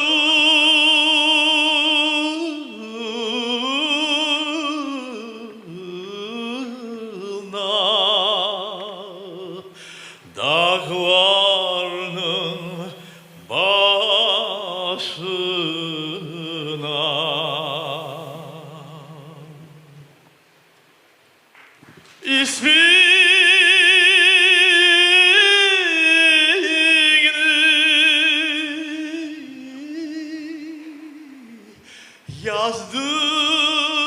yazdırayım, yazdırayım. Kabrimin taşına,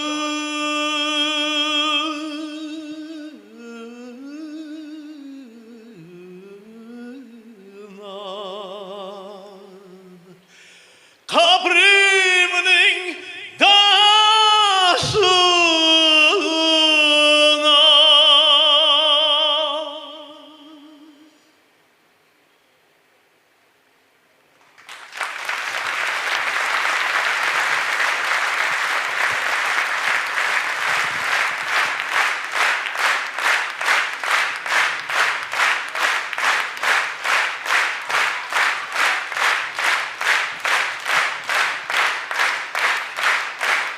Saygılı cemaat, Lila Bujurovanың şiirleri bugün Ayşe Hanım Kokiyeva'nın Bedlever Settarov'ның tercümesinde yağıradı.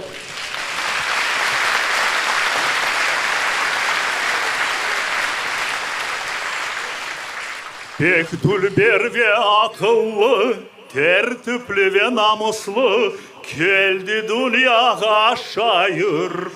Dersin bir yüksek bayır, aytayım o kımıdır?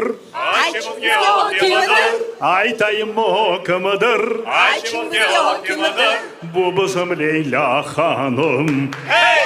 Bu bizim Leyla Hanım. Hey! Bu bizim Leyla Hanım. Kırımdan kovsan o ketmez, yüreği korku bilmez.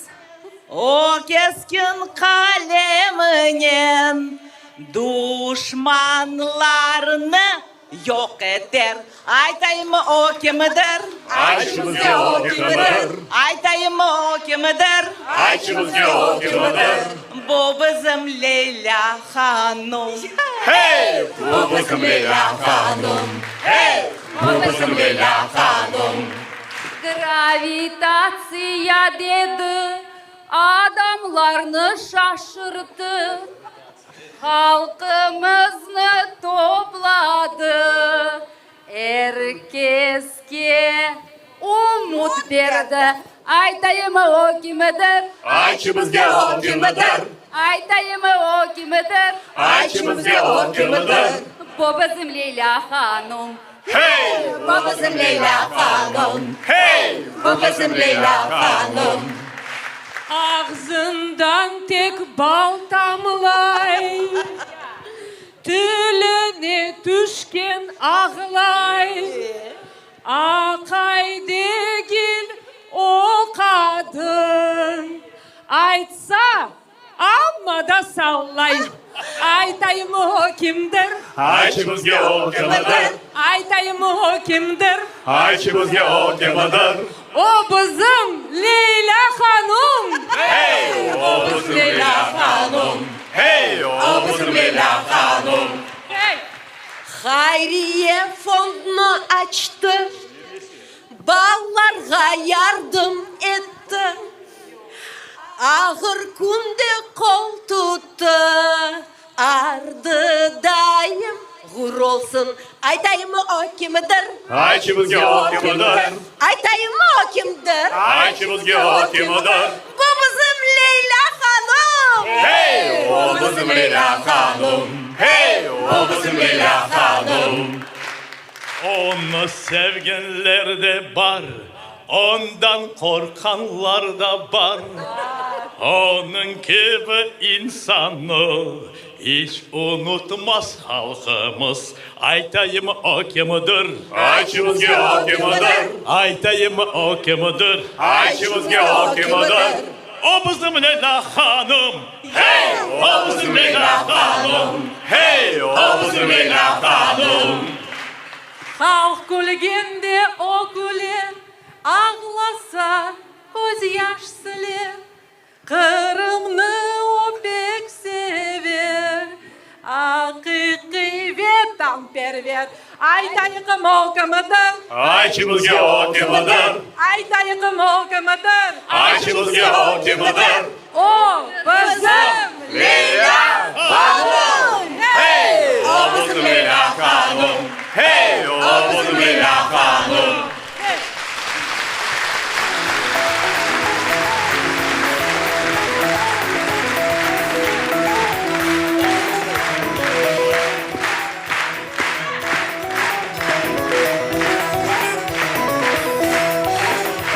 Sağ ol. Saygılı cemaat, saygılı sevimli, hürmetli Leyla hanım. Kırım Tatar Halk Teatrı artistleri adından bizim rejissörlarımız zalda oturan Rinat Ibazирович Bektaşev, rejissörümüz ve rehberimiz Bilal Şevketoviç Bilalov'ның adından can yürekten hayırlayımız.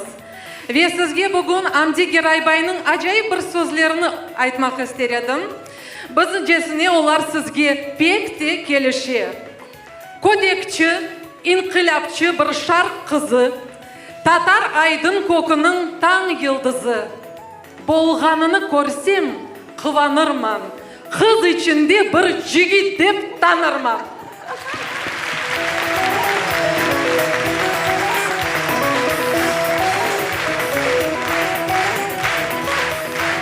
Çok sağ olunuz.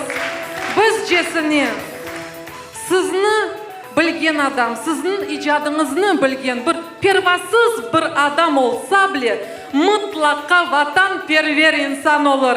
Endi ise sözünü teatrımızın solisti, Ukraynadan nam kazangan artist Dlayer Settarov'a berem. Buyurun. Bugün bayram, bugün kuvanç, koz aydın bugün. Leyla hanımның doğulgan günü. Hayırlı yaşlar, soylar kelgen, dostlar kelgen, olarga da maşallah. Allah sana sağlık versin, ana vatan Kırım'da. 100 yıl yaşa, 200 yıl yaşa, istegenin kadar yaşa. Hayırlı yaşlar. Hayırlı yaşlar, hayırlı ömürler olsun Leyla hanım. Hayırlı yaşlar.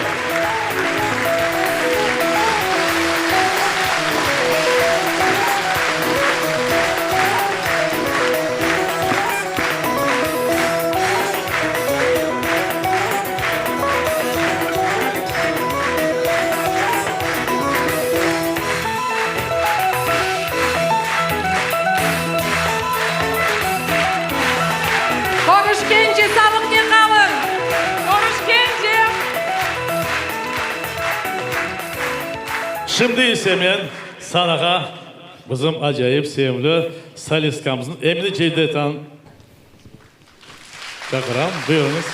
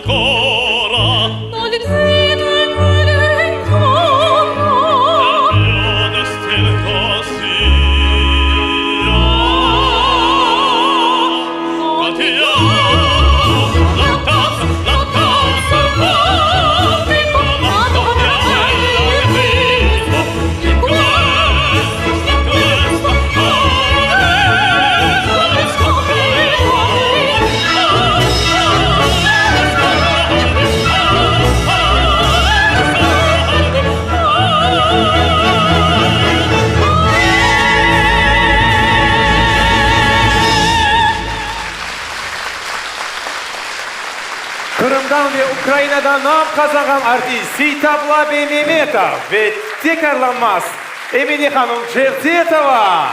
Gayet parlak ve muhteşem bir çıkış oldu. Çok sağ olunuz. Büyükten Maşallah büyük maşallah. Sağ olun. Çok sağ olunuz.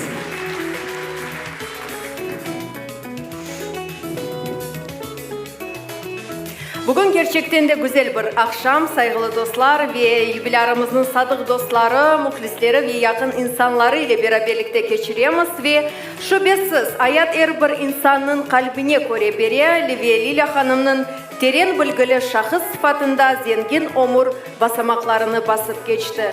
Bugünkü günge kadar onun yapkan her bir hareketi gurur ve şeref duydurmakta. Lila Hanım, siz bizim yaş nesilimiz için büyük bir örneksiniz. Ve şimdi bu sanağa aynı böyle bir yaş neslimiz çıkışta bulunacak ve bu sananı daha da parıl parıl yarıklayacaklar. Yıldızlar Ansambli. Elbette karşılayımız. Karşılayımız.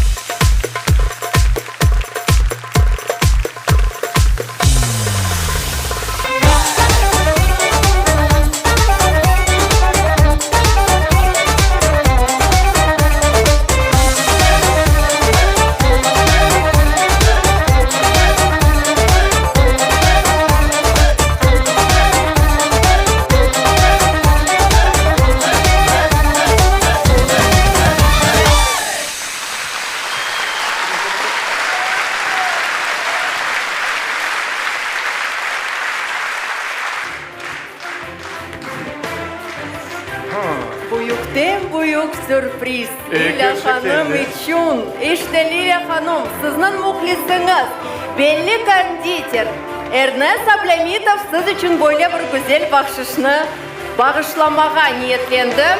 Maşallah, maşallah. Aferin. Gerçekten de Dilber'den de Dilber en tatlı. Dilber. Ernest Bey, buyurunuz, tatlı torttan gayrı da tatlı sözler de olacak. Лиля Ханум, я первый раз вижу вас так близко. С экранов телевизоров вы такая мужественная и грозная женщина, а вы такая на самом деле изящная и нежная. И когда я думал, какой придумать для вас торт, ну, я думал, это не рюшки, не розовые там цветочки. Почему-то это был серый торт с газетой. Вот, можно. Lila Hanım, yakından bakmağa isteyeyim.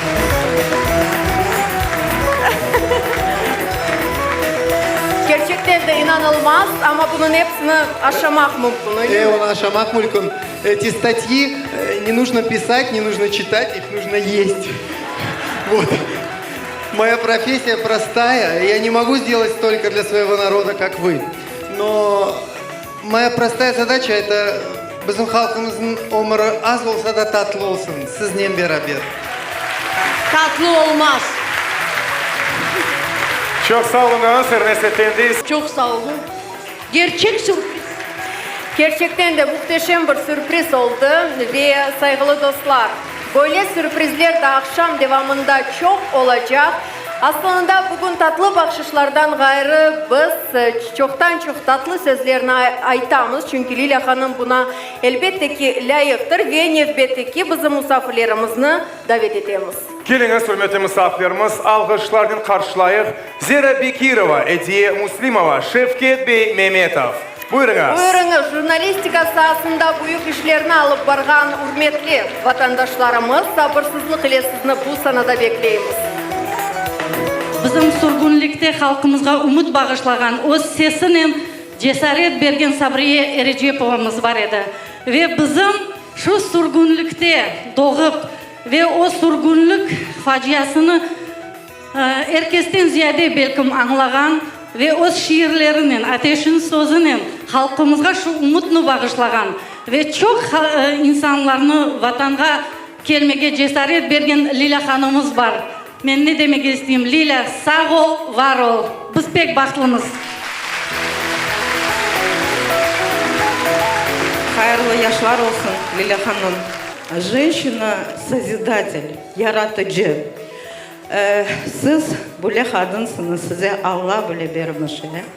Ve yanınızda her daim meslektaşlarınız olsun ve yaratıcılar olsun. Virane etken insanlar gayip olsun bu dünyadan. Büyükten büyük teşekkürler. Çok sağ olun. Şevket Ağa, buyurunuz. 1980 seneleri biz Kırım'a ana babalarımızını, karbaba bitalarımızını Lila'nı okugan şiirlerinden beraber getirdik. Bu tesirler içinde bizler Ahmetçik'te çadırlar kurduk, çadırlardan kazıklarını kalktık, evler, temeller kurduk, aileler kurduk. Bu şiirlerle beraber yeni evlatlar doğdu. Kırım Tatar evlatları. Demek Lila Hanım, siz 80. ve 90. seneleri başka yazgan şiirlerini poeziya izgnaniya deb çıkardınız. Çok yazık ki, biz gene yoldamız. Biz qaytmak gerekmiz. Biz gayrıdan tiklenmek gerekmiz. Sağ ol ve var ol. Çok sağ olun Şevket Ağa. Çok ustası. Biz de sizin renkli hikayelerinizini ve hatırlamalarınızını gayet sağıngan edik. İşte hürmetli insanlarımızı ozgaramız. Şimdi bu sanaga çıkacak bizim artistimizin repertuarında aman her bir mevzuga yırları var. Kırım'ın bir sıra şiirleri, tarihi koyları hakkında yırlar. Ondan da gayrı doğan günden başlap milli bayrak günü bayramlarına kadar yırları var. Ve o endi çoktan bizim halkımızın büyük sevgisini kazandı. Dülbir kadın kızlarımız da bu artistimizni bayağı ilhamlandıralar. Çünkü Dülbir adlar meraklı ve parlak şahıslarla bağlı yıllarını da icra etti. Onlardan biri Leyla'm yeri. İşte Leyla Hanım siz için büyük bahşiş kabul ediniz. Ukrayna ve Tataristan'dan nam kazanan artist Sergey Kakura. Karşılayımız.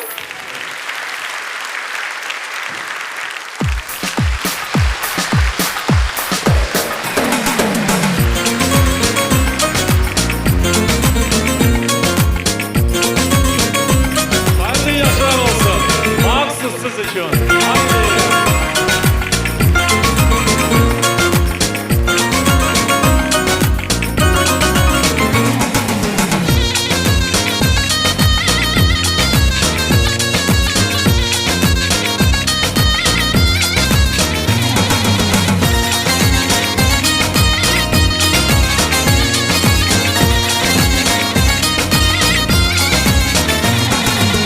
Bahçelerde çiçekler, al güller açar. Senin bana bakışın yürekli yakar. İlk görgende seni yerde almayım. Eğer razılık versen seni alayım. Ay Leyla, ay Leyla, bir tanem Leyla. Sen benim takdirimsin, sevgilim Leyla. Ay Leyla, ay Leyla, bir tanem Leyla. Sen benim takdirimsin, sevgilim Leyla.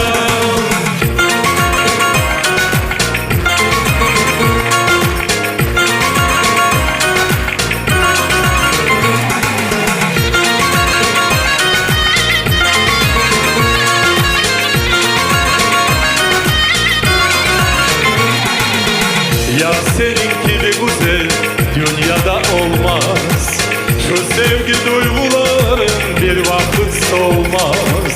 İlk görgende ben seni yerde almayım. Eğer razılık versen seni alayım. Ay Leyla, ay Leyla, bir tanem Leyla. Sen benim takdirimsin, sevgilim Leyla. Ay Leyla, ay Leyla, bir tanem Leyla. Sen benim takdirimsin, sevgilim Leyla. Leyla Hanım da hayırlı yaşlar olsun.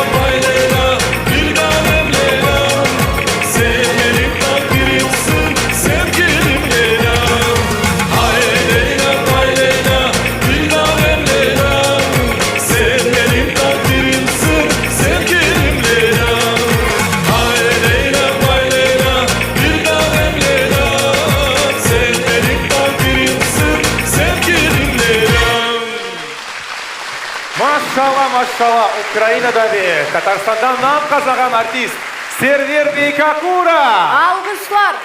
Çok sağ olun, Server Server ağa. ağa, sağ olun. İşte sayılı dostlar bu şen ve pozitif noktada kiçkine bir teneffüsünü ilan etmeye isteyimiz. Antraktan sonra gene de bu salonda görüşkence. Görüşkence dostlar. Biz sizlerini bekleyik.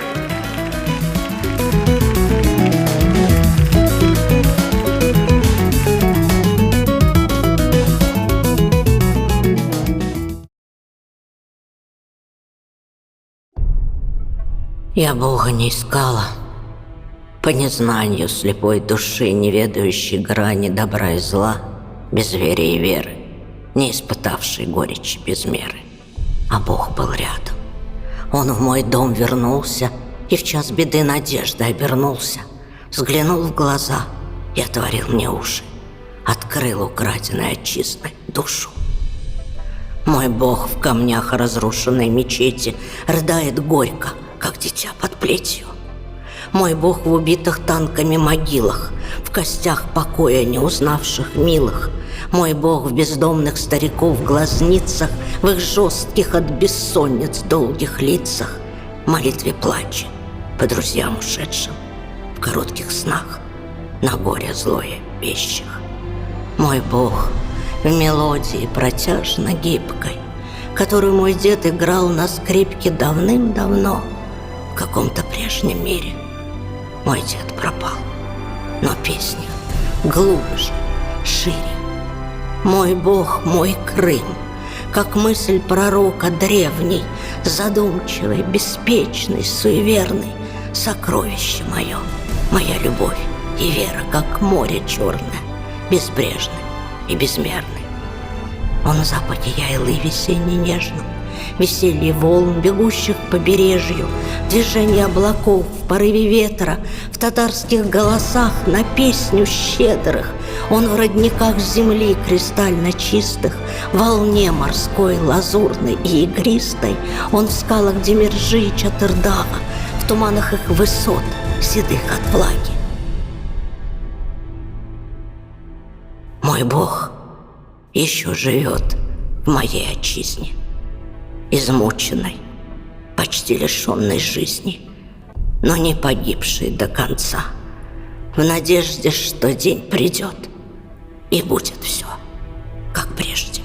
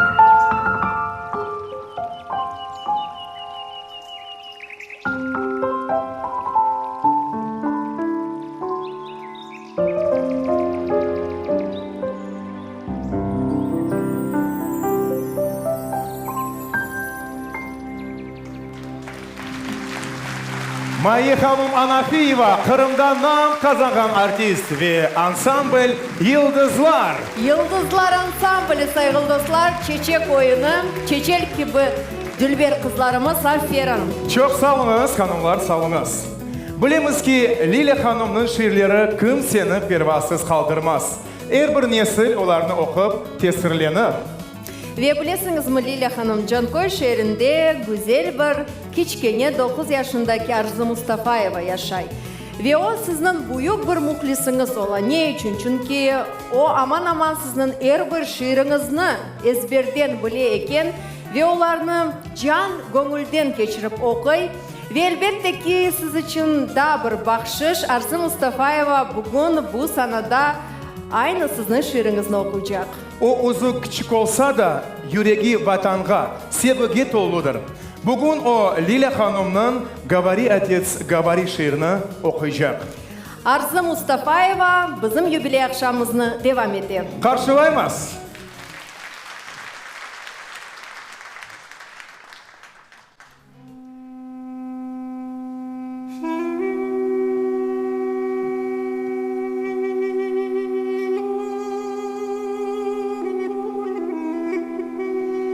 Говори, отец, говори. Говори, отец, до зари. Говори о жестокой войне. Говори о том страшном дне. Не давай мне, отец, позабыть, кто я есть и какой мне быть. Свой язык не дай потерять. Голос крови верни мне опять. В моих венах пусть бьется беда, как с соленого моря вода. Пусть не бьются камнями виски черноморского пляжа пески. Память крови нельзя приглушить, боль народа нельзя задушить. Говори, отец, о том дне, это нужно и важно мне. Не щади меня, не щади. Вновь из дома родного иди. Вновь теряй по вагонам родных. Вновь считай, кто остался в живых. Я хочу обо всем узнать, чтобы внукам твоим передать твою боль, что живет во мне каждый миг наяву во сне. Пусть для них тоже станет родным слово «Родина», слово «Крым». Говори, отец, говори, говори, отец, до зари. Машалла, машалла, bizim yaş nesilimizge maşallah. Arzu Mustafaeva. Өзі кішкене olsa bile böyle bir büyük manalı şiirlerini böyle büyük ustalık ile okuy. Aferin. Böyle gençlerimiz var eken inşallah bizim geleceğimiz parlak olacak. Maşallah, çok sağ olunuz. Мен шын түшіндім, не үшін біздің балаларымыз өле шиilerini оқуйлар. Тәубе. Ойнасынлар, күлсінлер, yırlasınlar. Balamız Kırım'da yaşaylar. Onların yaşayışı kuvvetli gerek olmak. Amin. Айтқаныңыз olsun. Elbette ki bu yaş gençlerinin geleceği tek parlak olsun ve şu kara günler ne olganını onlar içte bilmesinler. Aslında sayılı dostlar, biz Kırım Tatarlar daima yardım elini uzatkan, alçak gönüllü ve musafirçen bir halkımız. Ve şimdi bu sanağa çıkacak insanlar öz hareketleriyle bunu tolusunun ispatlayırlar. Belli iş adamları Dilara Yakubova ve İsa Haybulayev bu sanağa davet ettiler. Buyurunuz. Buyurunuz, geliniz onlarını alkışlayın. Buyurunuz, saygılı misafirlerimiz. Твоя поэзия – это поэзия тех, кто родился в Крыму, поэзия тех, кто родился в депортации, и поэзия сегодняшнего поколения. И боль у всех абсолютно одинаковая. Боль – это боль по нашему Крыму, по нашей родине. Я бы очень хотел, Лиля, чтобы ты сделала свой самый лучший репортаж в тот день, когда сбудутся мечты каждого крымского татарина, который сидит в этом зале, когда сбудется мечта каждой крымско-татарской семьи. И этот самый лучший репортаж сделаешь ты, Лиля Буджурова. Хайрлы яшлар.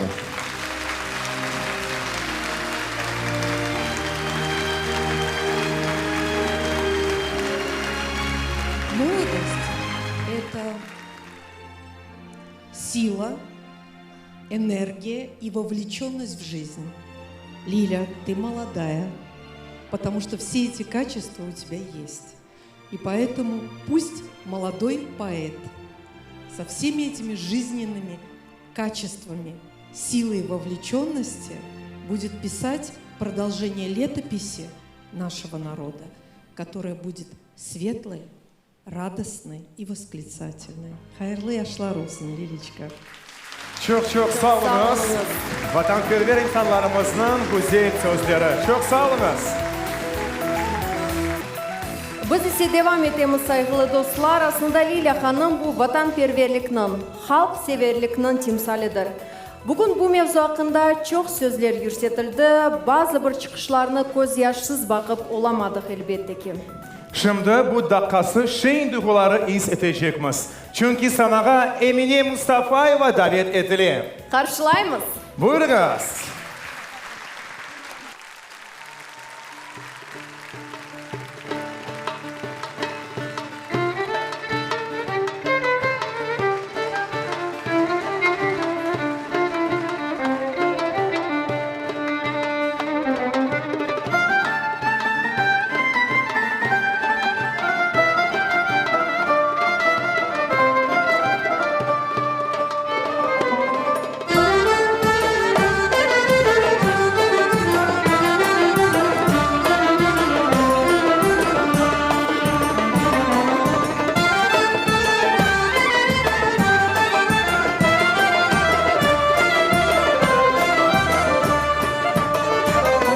Yağmur yağar taş üstüne, ince kalem kaş üstüne, selam gelir baş üstüne. Vay dili dili, kuş dili dili, Mevla kulu, sevdim seni. Vay dili dili, kurban dili hey.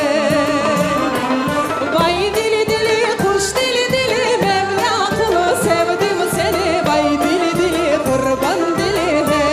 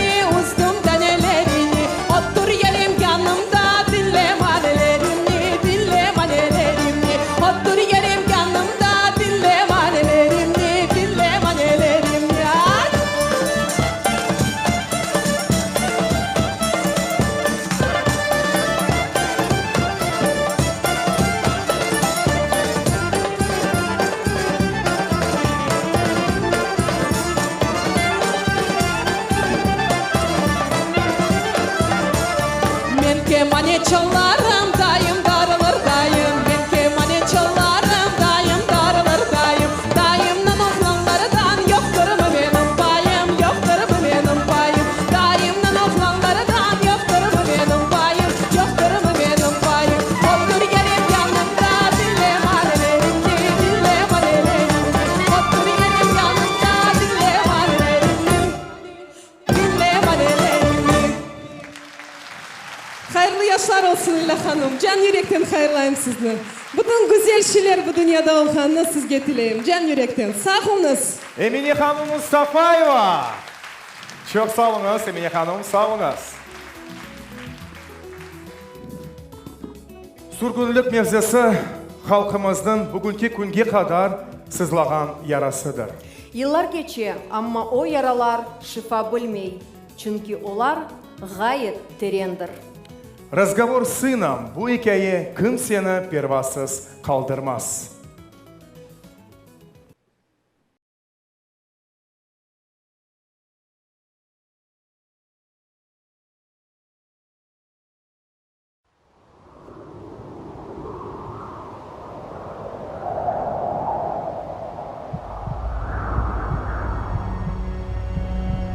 Где ты, мой сыночек сероглазый? Что ж ты не приснишься мне ни разу взрослым? Ты, наверное, уж седой. Не болит ли на плече местечко? Помнишь, ты ушибся о крылечко? Ах, какой ты увиделась бедой. Помнишь, день какой был, летний ясный. Шли, когда с тобой мы в эти ясли, тот проклятый вечный майский день. Что ж ты, сердце глупое, молчало? Ничего кругом не замечала, только в небе жаворонков звень. Ты не знаешь, сын, что дальше было. Как меня слепым прикладом били, не рвалась, чтоб за тобой бежать. Как твою сестренку уносили, знали подлецы, какой силой сердце материнское держать. Как потом я поезда встречала, в окна их летящие кричала твое имя, род твой, село. С той поры, когда смотрю я фильмы, где целуют на вокзалах милых, будто душу пеплом намело. Сколько детдомов я обыскала, сколько душу горькую таскала по дворам бесправия и потерь. И теперь мне этот ужас снится, чьи-то пальцы мнут и рвут страницы с именами крымскими детей. А потом однажды мне сказали: сын ваш умер где-то на вокзале, потому его в бумагах нет. Ты не думай, мальчик, я не верю. Ведь не люди то сказали, звери. Лишь зверей достоин был ответ. Я уже стара, родной сыночек. У твоей сестры большие дочки, много с ними счастья и забот. Только часто долгими ночами, слушая у двери, не стучат. Кажется, что ты придешь вот-вот. В эти ночи я прошу у Бога: покарай тех нелюдей дорогой в долгий путь от дома своего. Накажи их моей бедою. Сделай душу всю от слез седою. Отомсти за сына моего.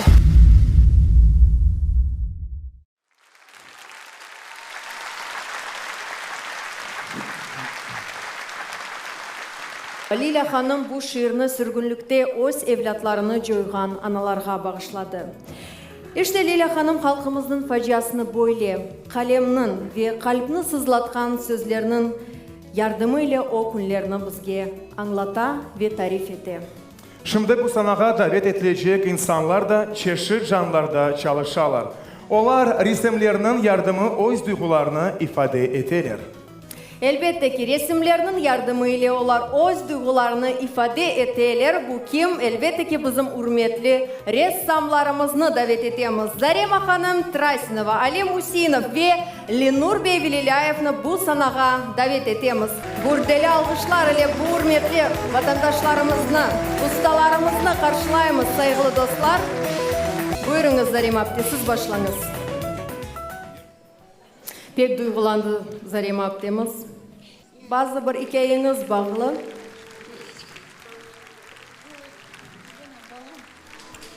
Лиля, я очень много хотела сказать такого необычного, но сердце мое переполнено. Вот то, что сегодня в зале произошло, то, что мы увидели, все сызново прошло, промелькнуло перед глазами. Вся жизнь моего народа.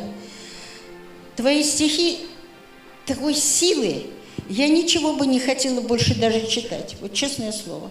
Потому что, как ты читаешь, оно настолько внутри меня сидит, как будто я сама это пишу, понимаешь? Такая боль в душе, я не знаю. И праздник вроде бы, твой день рождения, но посмотри, сколько народу, все любят тебя, знают, ценят. Ты такая сильная, мощная, бесстрашная. Я не знаю, каких тебе дифирамб я не спела бы, я не знаю, конца края нет, наверное. Потому что я тебя люблю, я тебя ценю, я восхищаюсь тобой. Ты настоящая женщина, мать Бзунхалкина. Понятно? Çok sağ olunuz. Biz hepimiz duygulandık bugün. С такими людьми мы никогда не пропадем. Мы будем жить дальше. У нас еще впереди очень много дел. Нам еще много надо сделать. И поэтому живи долго, на счастье нам. И пусть молодежь с себя берет пример. Как сказал Маяковский, если хочешь делать жизнь с кого, делай с Лилей Буджуровой.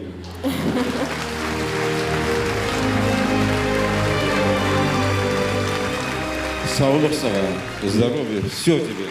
Halim Ağa Hüseyinov, sayılı dostlar. Çok sağ olunuz. Gerçekten de gurur көтерici sözlerini ayttınız Halim Ağa. Buyurunuz Ленур Bey. Конечно же, глядя на ваши труды, на ваш жизненный путь, на ваш творческий путь, вы действительно сделали очень много полезного, много хорошего для людей, для народа. Желаю вашему делу быть и процветать, а вам лично просто быть счастливой женщиной. Обычного женского счастья желаю. Çok sağ olun. И позвольте мне вам подарить Bahşiş. одно из своих творений.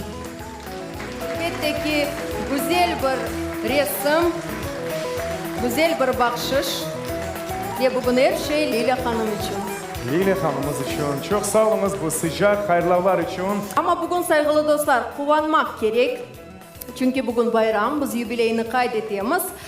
Ve bizge aslında yarık umutunu balalar bağışlaylar. Balalar cemiyetinin geleceğidir. Biz bugün onlardan nasıl kıymetlikler ve dünya bakışlar, medeni ve manevi normalar terbiyelesek, geleceğimiz de aynı şey olacak. Mana endi kaç yıl devamında canlı ses yarışı yanı yıldızçıklarını açar. Vakit kettikçe bu yıldızlar daha da parlak yana. Aynı böyle yetişkin yırcı юбилей akşamımızına devam edecek. Elina Sosnovskaya, Kırım benim vatanımsın. Kurdeli alkışlarla karşılayın.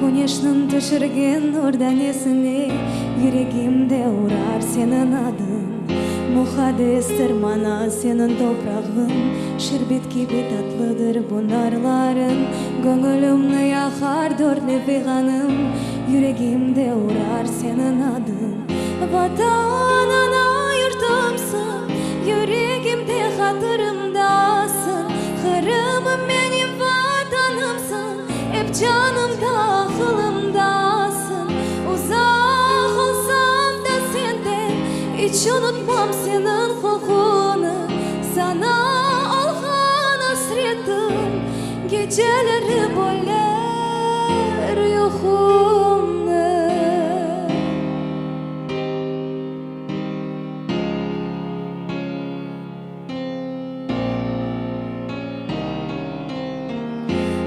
Kuşlarının yankırar çiviltisi, çöllerini sarar yuşan kokusu, darlarda çapışkan at sürüsü, yüreğimde inler vatan yarası, dağlarda aksulur ezan sedası, canha can bakışlar onun havası, tılsımlıdır onun bergen devası, yüreğimde inler vatan yarası, vatan ana yurtumsun, yüreğimde hatırımdasın, hırımım benim vatanımsın, hep canımda aklımdasın, uzak olsam da senden, hiç unutmam senin kokunu, sana algan hasretim, geceleri boler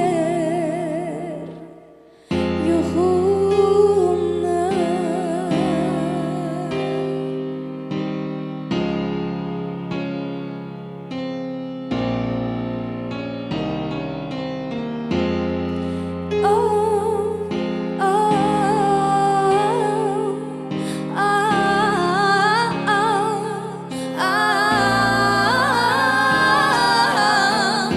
Vatan ana yurtumsun, yüreğimde hatırımdasın, hırımım benim vatanımsın, hep canımda aklımdasın, uzak olsam da senden, hiç unutmam senin kokunu, sana algan hasretim, geceleri boler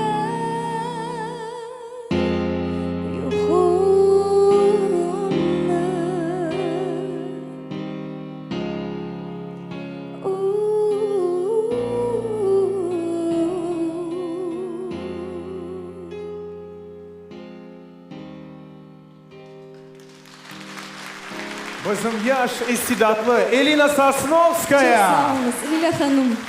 Men sizni xayrlayım. Xayrlı yaşlarınız olsun sizge. Allah sizge uzun ömür versin ve icadi yolunuzna açık olsun. Çok sağ olunuz. Elina Sosnovskaya, canlı ses yarışının galibi. Çok sağ ol Elina. Buyuk icadkar, buyuk jurnalist, buyuk cemaat erbabı бүгінде Karadeniz Production студиясында фаалиет көстермекте. O özünün bütün bilgisini, iradesini, istidatını koyup çalışa. Onun kanatı tübünde bir sıra jurnalistler çalışıp örnek almaktalar. Bu gerçekten de biz için büyük bir şereftir. Geliniz, şimdi bu sanağa Lila Hanım'la beraberlikte çalışkan insanlarını davet edeyik. Karadeniz Production Stüdyosu karşılayın. Buyurunuz, hepinizin sınırda bekleyimiz. Elzara Hanım İslamova, Usniye Hanım Halilova, Ayner Bey Muradasilov ve elbette ki hepsi jurnalistlerimizni bu sanada bekleyimiz. Alkışlar saygılı dostlar, işte bu insanlar daima halk için çalışmakta, sizler için çalışmaktalar.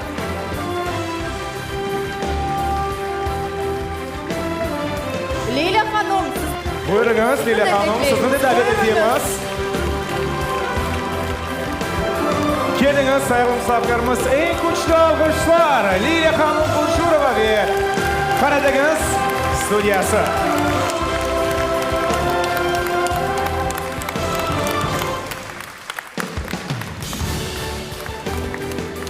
Лиля Ханум, для всех нас работать с вами, учиться у вас – это большая честь. Но ведь помимо работы вы для нас еще очень-очень родной человек, который своим большим сердцем, добрым сердцем, по-матерински заботится о каждом из нас. Это действительно так. Каждый день дарит нам свое тепло и любовь. Лиля Ханум, мы действительно большая семья, которая вместе с вами, прижавшись друг к другу, действительно прошли уже определенные испытания. И сейчас проходим трудности, проблемы. Но работаем, много работаем. С одной единственной целью – быть полезным и нужным нашему народу. Поэтому, Лиля Ханум, мы всегда вам желаем, и сейчас повторим, пусть покой вам только снится. Мы желаем вам такой же насыщенной, напряженной, интересной и плодотворной работы, радостной. Во благо нашего прекрасного крымско-татарского народа. Будьте здоровы и будьте счастливы. Мы вас очень-очень любим. Хайрлы яшлар olsun.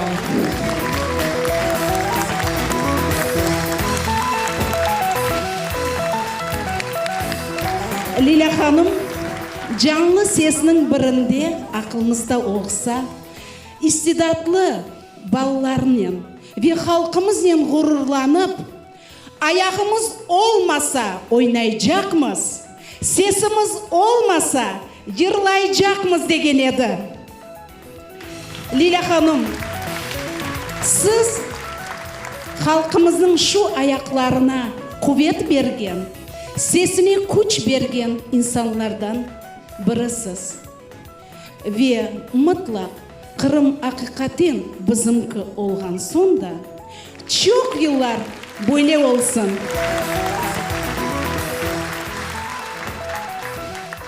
Уже многие годы Лиля Ханум является авторитетом для огромного количества молодых журналистов. У Лили Ханум есть любимая фраза, я ее часто люблю повторять: нет крымско-татарской журналистики, точно так же, как нет крымско-татарской физкультуры и математики.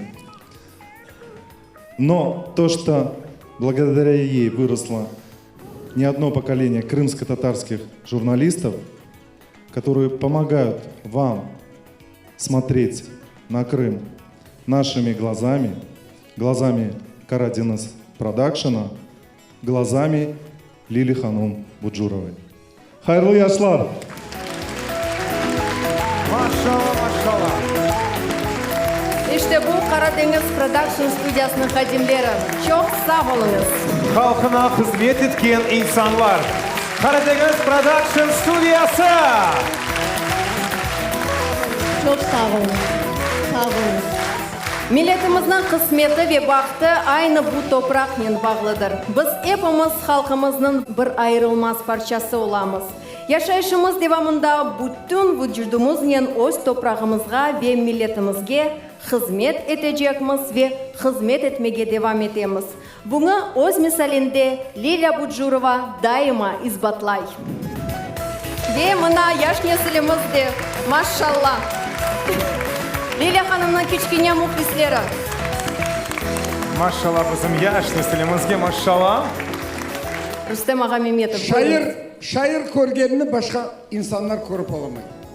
Benim bir dörtlüğüm var şairge bağışlangan. Şairinin sözüne insanlar şaşar.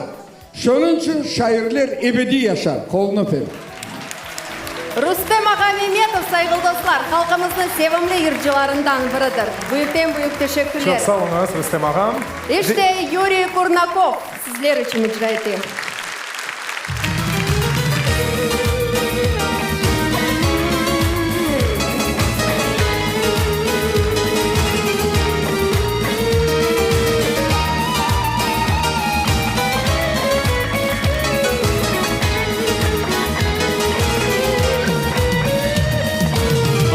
Milletim, men senin balamın milletim. Sen kısmetim, insafım, benim de kuvvetim. Nasıl dülbersin, dülbersin, dülbersin. Sensin, benim kanımda sensin, benim canımda sensin. Canım anımda benim milletim.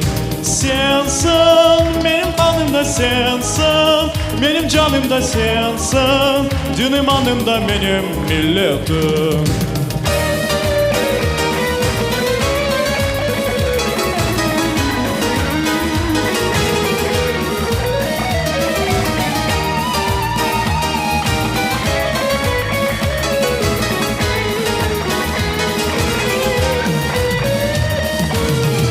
Milletim, dev yürekli batır milletim. Bin selamlar sana, benim bitmez kuvvetim. Nasıl dülbersin, dülbersin, dülbersin. Sensin, benim kanımda sensin, benim canımda sensin. Canım anımda benim milletim. Sensin, benim kanımda sensin, benim canımda sensin. Canım anımda benim milletim.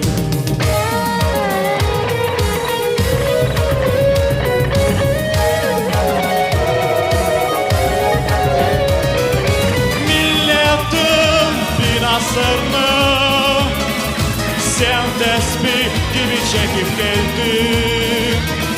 Kırım'da ulu adımım sen putyu dünyaya bildirdim. Ant ettim ben, söz verdim ben, millet için can vermeye. Korup durup milletimi, göz yaşını silmeye. Ant ettim ben, söz verdim ben, millet için can vermeye. Korup durup milletimi, göz yaşını silmeye.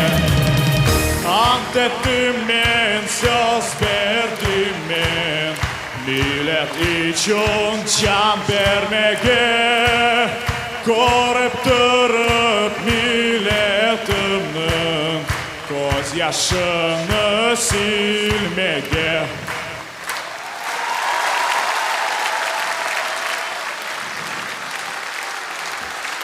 Юрий Курнаков, Milletim adlı yeri. Yaşasın bizim milletimiz, yaşasın halkımız, yaşasın Lilya Hanım Budjurova. Maşallah maşallah. Lilya Hanım, buyurunuz. Çok sağ olunuz. Hepsi aytkan sözlerinizde de için çok sağ olunuz ama gerçekten aytıp ben çok sözlerini işitip tap utandım. Ama bayağı da kovandım evet.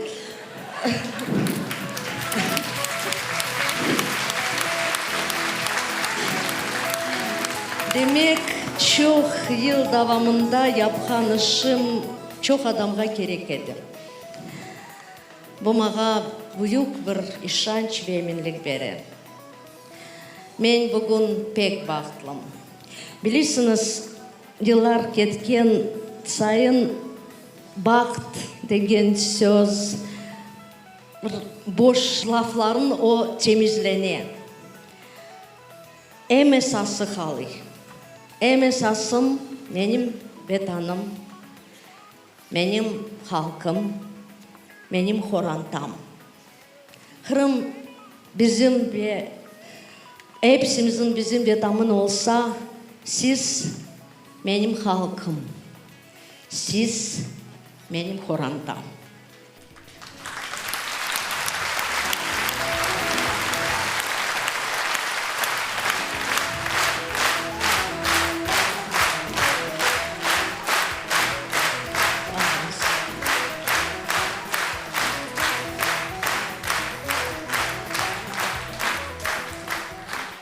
Çok sözler yüreğimin içine ama çok laf etmeyeceğim. Ömrümde olganınız için çok sağ olunuz. Siz de çok sağ olun Lilya Hanım. Saygılı dostlar, kelip beraberlikte Lilya Hanım'ın bu bayramını kaydettiğiniz için büyük teşekkürler bildiremiz. Saygılı dostlar, iyiliklerdi görüşeyik. Sağlıkla kalınız.